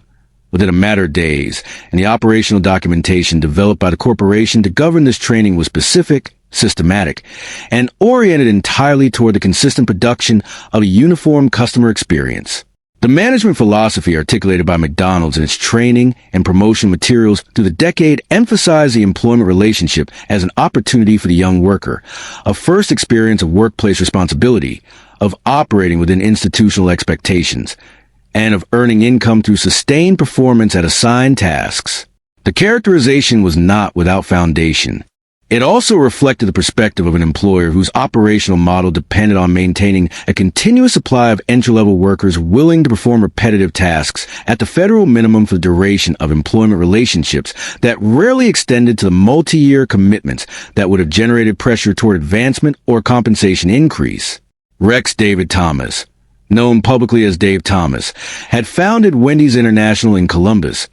Ohio in 1969, and grown it to the 1970s to become the third largest hamburger restaurant chain in the United States by the opening of the following decade, with a domestic footprint that was, by 1984, approaching 3,000 locations. Burger King Corporation, headquartered in Miami, Florida, and operating as a subsidiary of the Pillsbury Company through most of the decade, employed a teenage workforce that, in its composition and in the character of its employment relationship, closely resembled the McDonald's model. Dunkin' Donuts, headquartered in Randolph, Massachusetts, served a somewhat different market segment, but drew on the same labor pool and offered employment at the same minimum wage floor. Together, these chains and their counterparts in the broader quick-service restaurant industry constituted one of the primary formal employment contexts for teenage girls in the suburban and near-urban commercial areas where the locations were most concentrated, offering work that was available, required no prior experience, and compensated at the minimum the law prescribed. A combination of access characteristics that made the fast food job, for many girls, the default first formal employment, even for those whose longer-term aspirations lay in directions bearing no resemblance to restaurant work. The gender distribution of labor within the fast food restaurant was, at most locations through this period, less a formal policy than a practically enforced norm arrived at through accumulated operational habit and the assumptions that shaped the deployment decisions of individual store managers. Girls were placed more consistently at the front counter, operating the register, assembling the completed orders presented to arriving customers, and managing the customer-facing elements of the service transaction. Boys were placed more consistently at the grill and the primary cooking stations, operating the equipment responsible for the restaurant's core food production. The distinction had no formal basis in McDonald's training documentation or corporate policy. It reflected, at the level of the individual restaurant's daily staff and decisions, a broader pattern visible across most of the other employment contexts available to teenage workers during the decade: work involving sustained customer interaction, the management of social dynamics, and the performance of attentiveness and pleasantness tended to be assigned to female workers, while work involving equipment operation, physical production, and tasks conducted away from the customer's view tended to be assigned to male workers, even at the entry level where the formal qualifications for the two categories of task were identical. The implications of this distribution, in terms of the skills developed, the trajectory suggested, and the model of labor it reproduced in miniature were not among the subjects addressed by the training materials at any of the chains operating this pattern. Sears Roebuck and Company, headquartered in Chicago and maintaining a national network of large department stores that made it one of the most widely present retail employers in the country, employed teenage girls in a range of positions that extended from catalog order processing and telephone customer service to sales floor assignments in departments carrying clothing, cosmetics, and home goods. The J.C. Penney Company,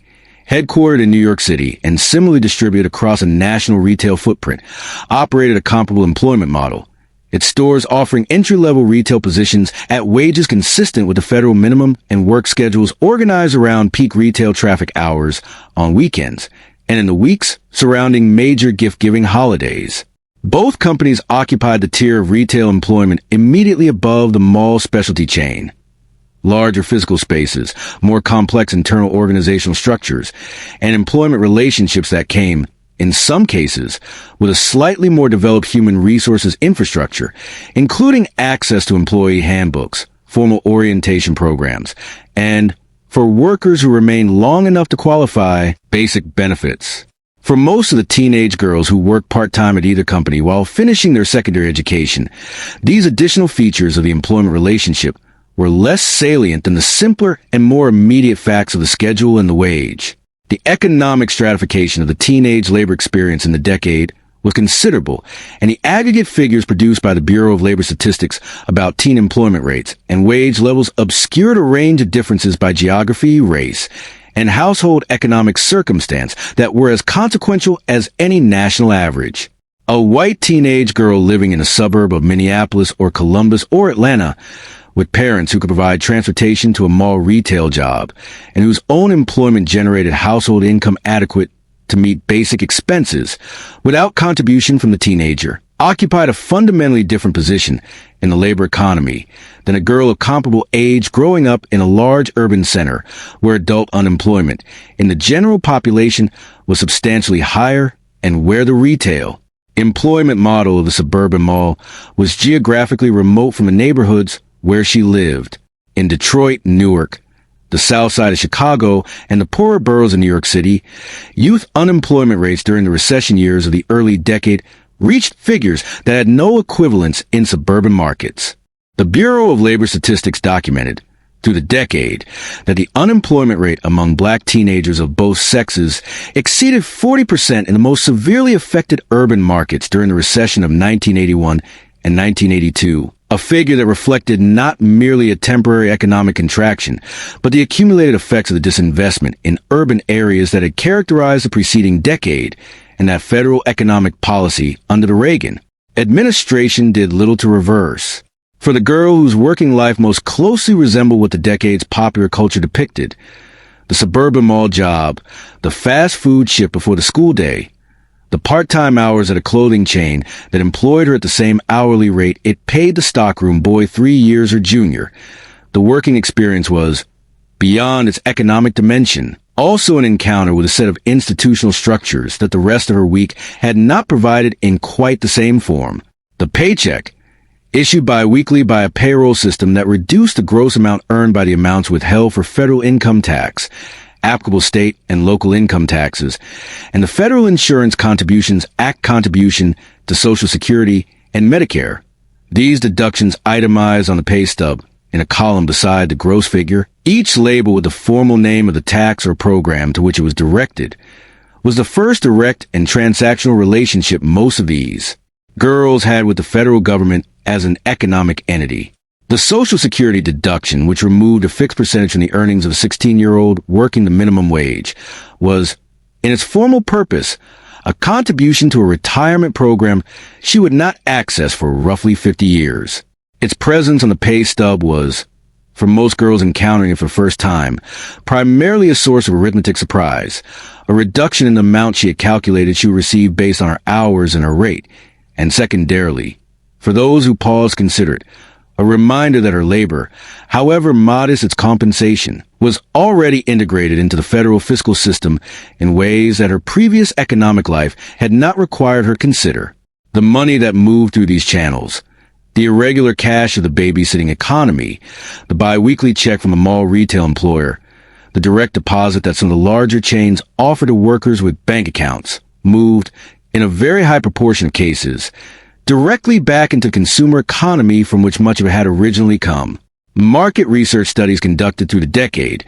commissioned by retail trade associations and advertising agencies seeking to understand the spending patterns of the teenage demographic,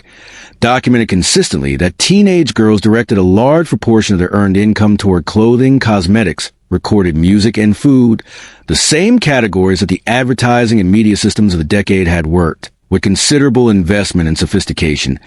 to establish as the appropriate and expected destinations for discretionary teenage income. The commercial culture that has studied the teenage girl as a consumer with such thoroughness had constructed, in aggregate, a system with a structural elegance that required no conspiracy to sustain. It employed her at one end of the production process at the minimum wage the law permitted and recovered a significant portion of that wage to the retail system at the other end, having done considerable work through advertising, music video, and teen magazine editorial to ensure that the categories on which the wage was spent were the categories the commercial system sold. A girl who spent a Saturday morning restocking merchandise at a clothing chain in her local mall and a Saturday afternoon browsing an adjacent store in the same mall. A sequence of events entirely ordinary in the lives of girls who held mall retail jobs, was enacting both sides of a commercial arrangement that had been built, in significant part, around precisely her dual participation in it. the health of her body, and the risks that the decade had begun to accumulate around that body in ways it was only slowly developing the language to name, constituted a different and in some respects darker set of arrangements, and it is to those that the account turns now. The disease arrived in the published record on June 5, 1981, in the form of a brief report from the Centers for Disease Control and Prevention, then based in Atlanta, Georgia, documenting 5 cases of a rare form of pneumonia, Pneumocystis carinii pneumonia, among 5 young men in Los Angeles who shared no known common exposure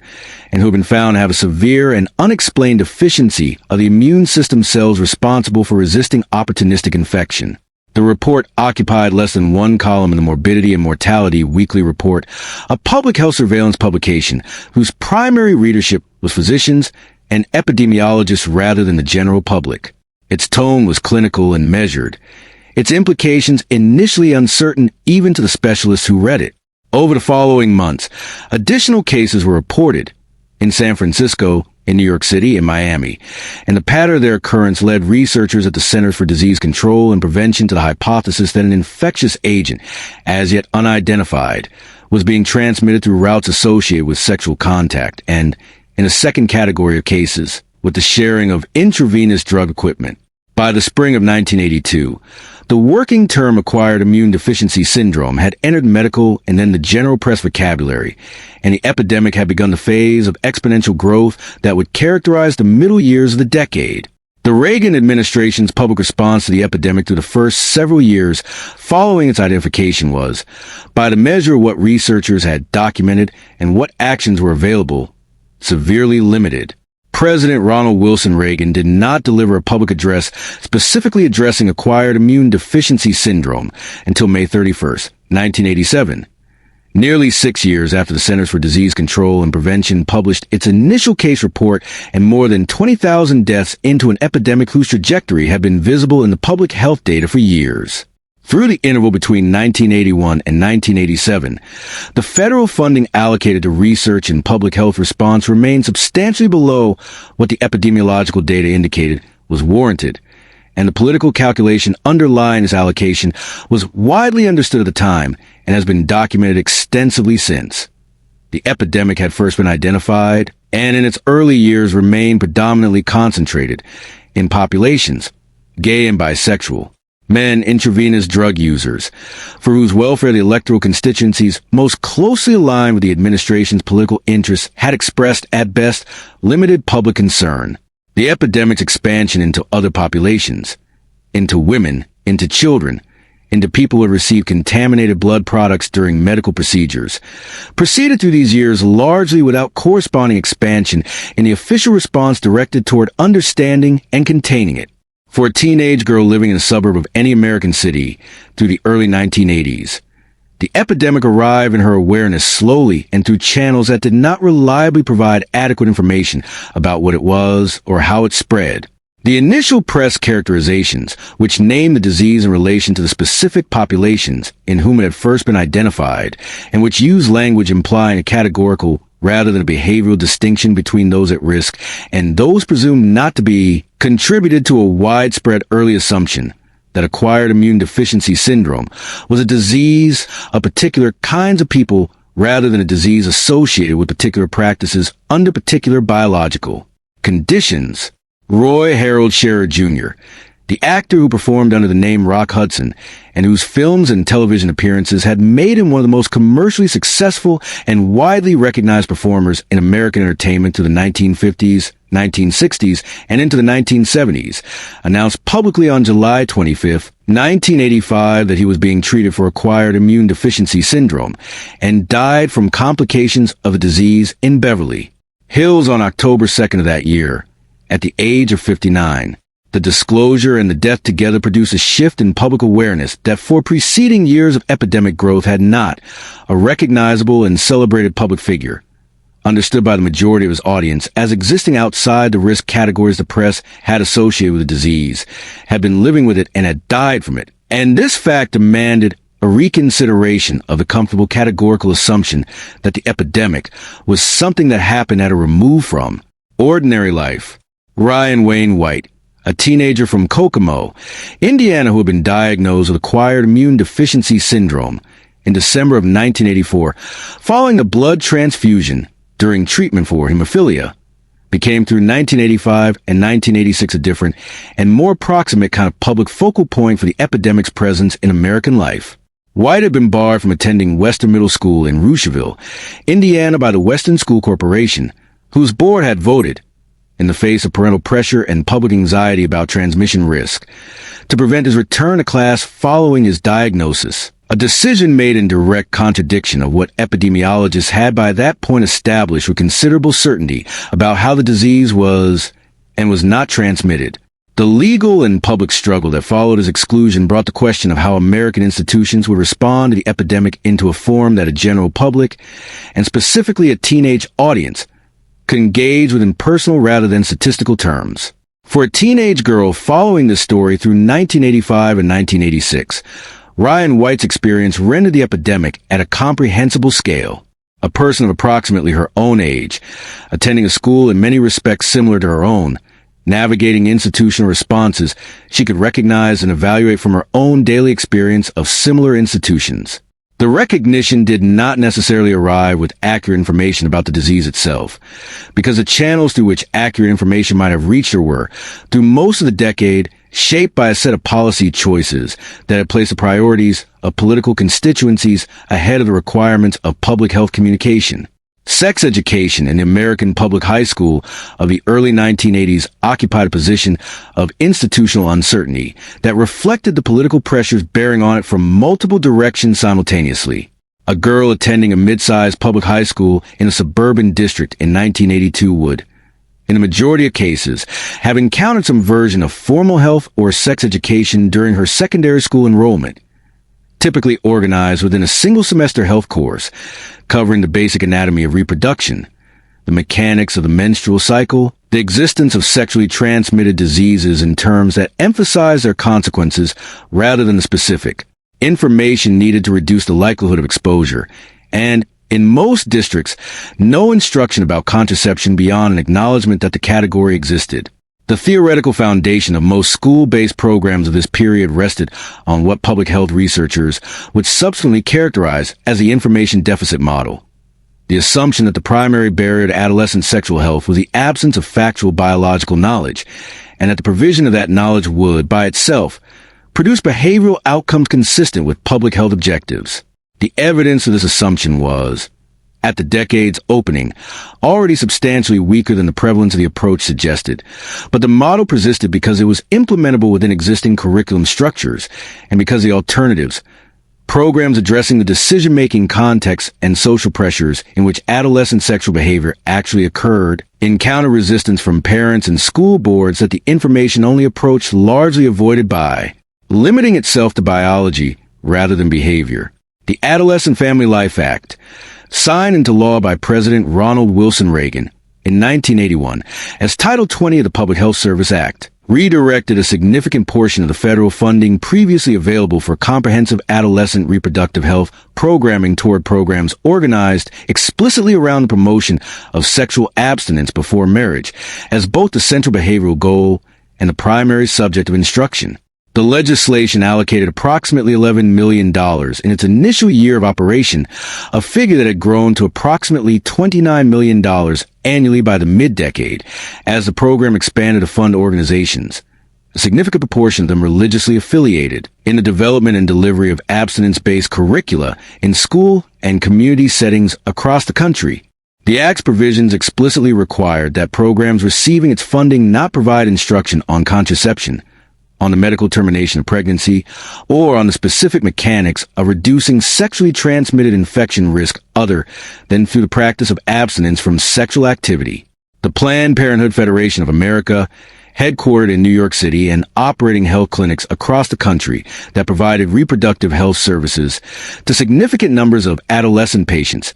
challenged the Act's constitutionality on the grounds that its funding of religious organizations constitute a violation of the Establishment Clause of the First Amendment. The case proceeded to the federal court system for several years before the Supreme Court ruled on the challenge in May of 1988, finding the act constitutionally permissible and allowing the funding of abstinence-based programming to continue without adjustment. The teen birth rate in the United States in 1980 stood at approximately 53 births per 1,000 women between the ages of 15 and 19, a figure that had declined considerably from the post-war peak of approximately 96 per 1,000 recorded in 1957, but that remained, by comparison with the rates prevailing in most other industrialized nations, substantially elevated. The Alan Guttmacher Institute, a reproductive health research organization based in New York City, whose data analyses were among the most rigorous available on adolescent pregnancy and birth outcomes through the decade, published in 1985 a comparative study placing the American teen birth rate in international context with considerable precision. American teenage girls became pregnant at approximately twice the rate of their counterparts in England and Wales, approximately 3 times the rate of those in Sweden, and approximately 7 times the rate of those in the Netherlands, nations whose school-based sex education programs were, in contrast to the American pattern, explicit, comprehensive, and oriented toward the provision of contraceptive information and access as a public health objective rather than as a contested policy. Choice. The racial and economic distribution of teen births within the United States added a further dimension to the aggregate figure. Rates among black teenagers were approximately twice those among white teenagers, a disparity that the researchers who studied it consistently attributed not to differences in sexual behavior between these populations, but to differences in access to reproductive health services, contraceptive information, and the economic circumstances that shaped the range of options realistically available when an unplanned pregnancy occurred. Nancy Davis Reagan, the First Lady, had by 1982 attached her public role to a campaign against adolescent drug use that would become, through its repetition across school visits, television appearances, and media events, the most widely recognized public health campaign directed at teenagers in a decade. The phrase, "just say no," attributed to the First Lady's response to a student's question during a school visit in Oakland, California in 1982, became the organizing slogan of a campaign that expanded through the middle years of the decade into a presence felt in school curricula, in public service announcements broadcast across television and radio, and in the programming that the partnership between the administration and the entertainment industry had assembled to carry anti-drug messaging to its intended audience. The Just Say No Foundation, established in 1985 with Nancy Davis Reagan's active participation, worked with schools, community organizations, and television producers to integrate its message into the daily environments teenagers occupied. The campaign's approach, the reduction of the question of adolescent substance use to the willingness or unwillingness of the individual to refuse a specific offer,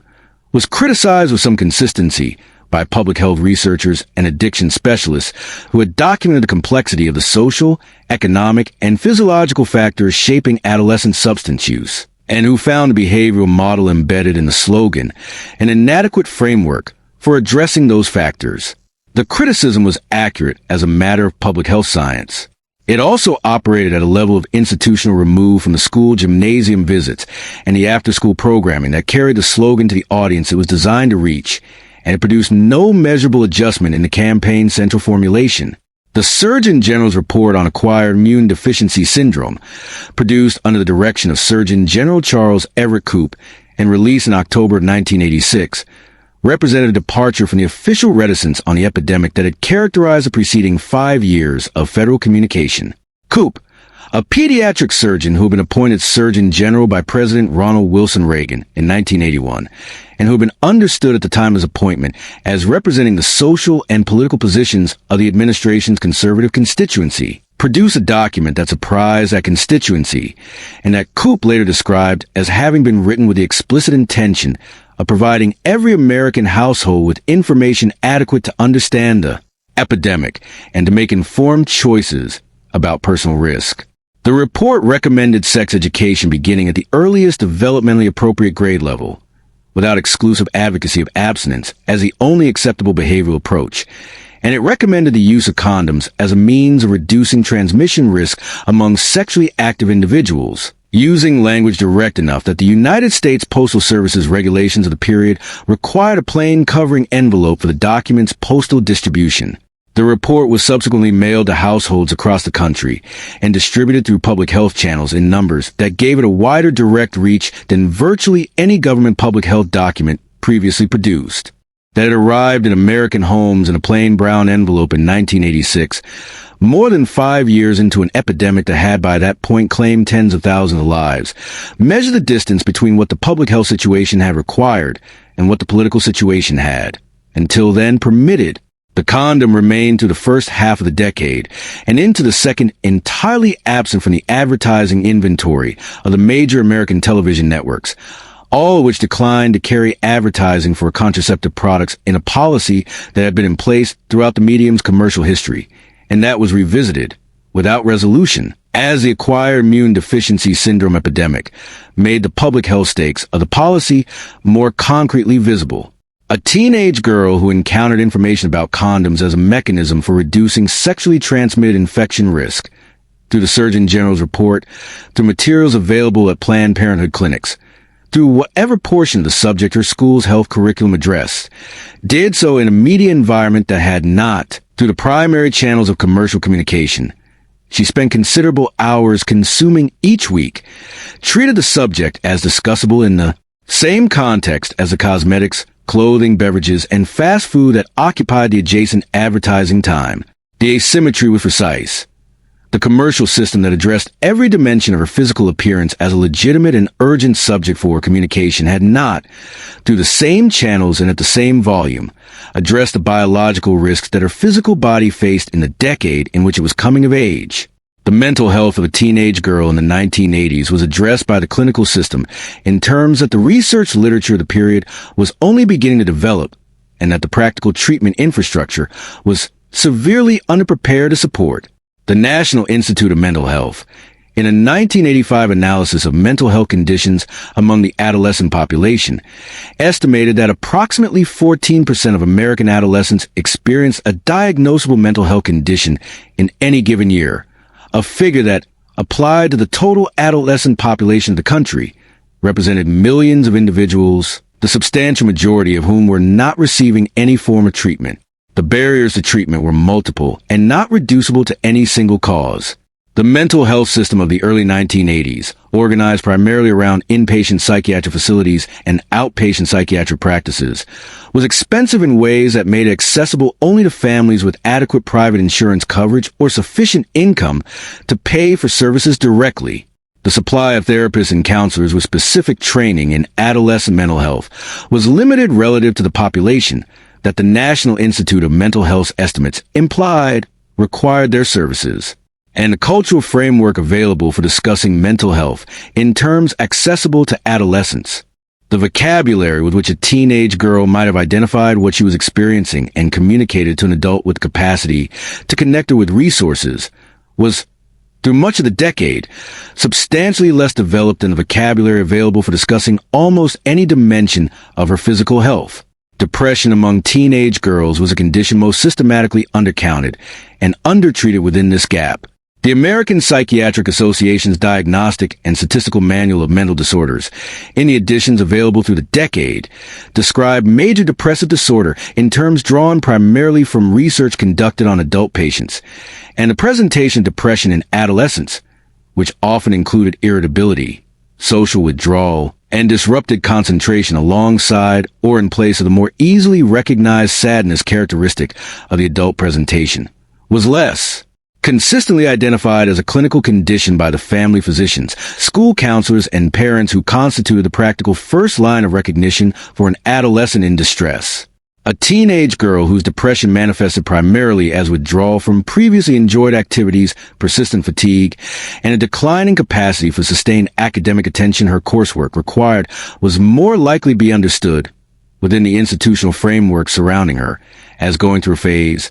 or as experiencing the emotional variability of adolescence as a developmental stage, or as failing to apply the effort her schoolwork demanded, than as experiencing a condition for which effective clinical treatment existed and to which she had not yet been connected. The self-help publishing industry, which expanded substantially through the middle years of the decade, addressed a portion of the unmet demand for accessible mental health guidance in terms organized around the figure of the emotionally self-sufficient consumer of psychological resources. The individual who managed her own mental well-being through the application of frameworks provided by books, audio recordings, and the growing network of support groups organized on a model developed by Alcoholics Anonymous and extended through the 1980s to an expanding range of conditions and concerns. Melody Beattie's book Codependent No More, published in 1986 by Hazelden Publishing, and addressed the psychological experience of people in close relationships with individuals struggling with addiction, became one of the best-selling books of the decade and introduced a vocabulary of emotional self-examination. Codependency, enabling boundary setting that reach a readership considerably broader than the population specifically affected by addiction in their immediate circumstances. The framing of psychological well-being as a consumer product, something to be acquired through the purchase and application of the appropriate resources,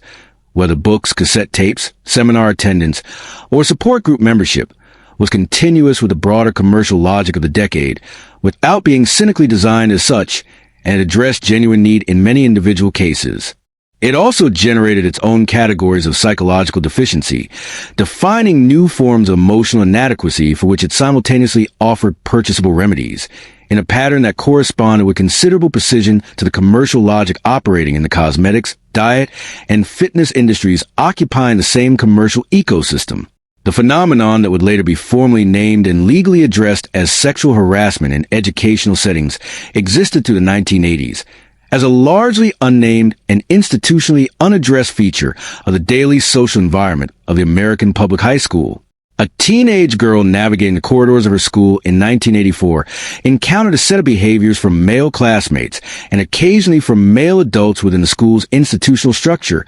comments on her body and appearance, unwanted physical contact in crowded spaces, the public and casual evaluation of her physical appearance according to scales both formal and informal, conducted openly and without evident recognition that the conduct represented anything other than ordinary social interaction, that had no formal institutional category assigned to them, and therefore no formal remedy available for addressing them. The Supreme Court's decision in Meritor Savings Bank v. Vinson, handed down on June 19, 1986, established that sexual harassment constituted a form of sex discrimination actionable under Title VII of the Civil Rights Act of 1964, but the decision applied specifically to employment relationships, and the extension of equivalent legal protection to educational settings was a development of the following decade. A girl who experienced what subsequent legal and clinical frameworks would recognize as sexual harassment within her school in 1984 had available to her,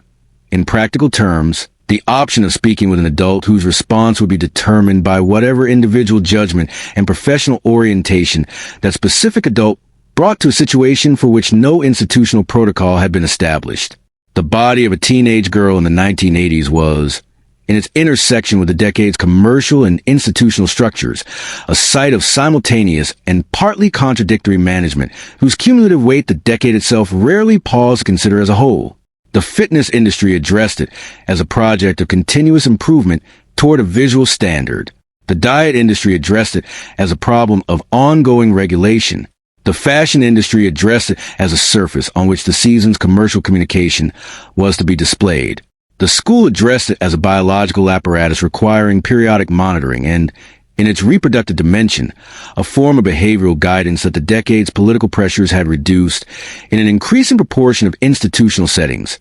to the encouragement of abstinence from the activities whose consequences the guidance was nominally designed to manage. The mental health system addressed it to the extent that its limited capacity permitted, in terms whose inadequacy to the actual experience of the girls inhabiting these bodies had already been documented by researchers and would continue to be documented through the years and decades following the decade's end. And the epidemic moving through the country added to all of these an acute biological risk that the institutional systems surrounding teenage girls were,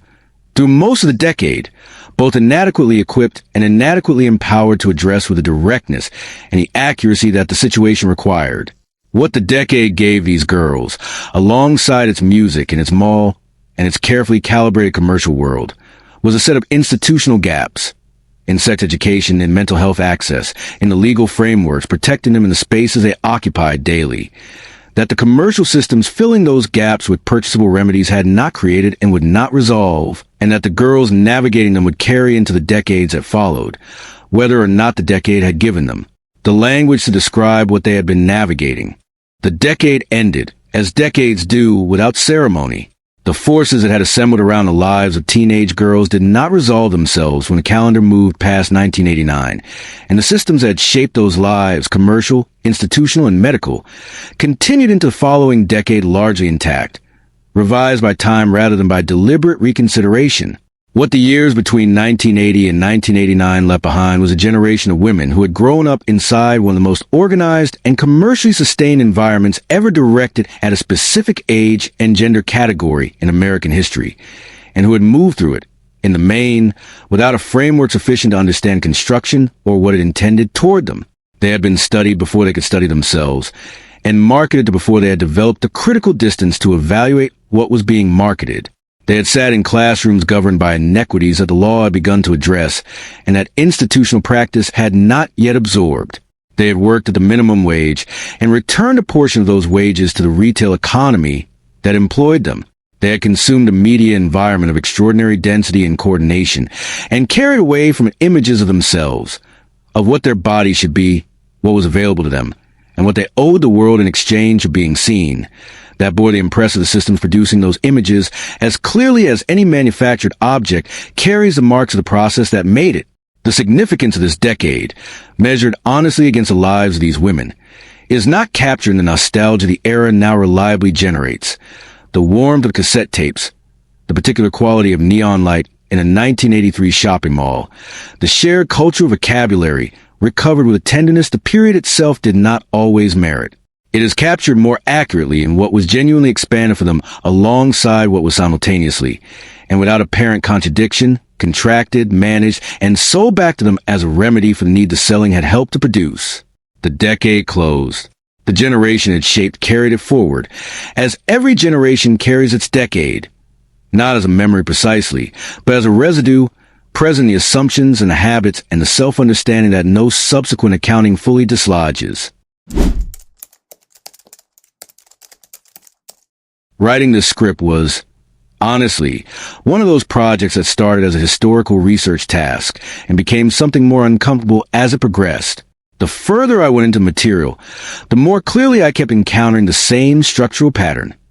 Almost everything built around teenage girls in the 1980s, the magazines, the fashion campaigns, the diet products, the mall stores, the MTV programming model, was designed by people who understood these girls in extraordinary detail and used that understanding not primarily to serve them but to extract from them. That is not a cynical reading imposed on evidence. It is what the evidence, laid out across 6 sections of research, actually shows. And that is what the consumer culture thread running through the entire script is attempting to name and hold in view. The section I am most satisfied with is the one on the body, aerobics, designer jeans, Karen Carpenter, the diet industry. The connection between the commercial creation of a visual standard and the clinical emergence of eating disorders as a named public health crisis is not speculative. It is documented. And the script tries to present that connection without reducing it to a simple story of villains and victims, because that reduction would be dishonest. The industries involved did not sit down and conspire to make girls sick. They built a machine that extracted revenue from insecurity and then sold remedies for the insecurity the machine had helped to produce. That is in some ways more disturbing than deliberate cruelty, because it generates no clear accountability and requires no conspiracy to sustain itself. I am genuinely less satisfied with the health and sexuality section, not because the research is weak, it is solid,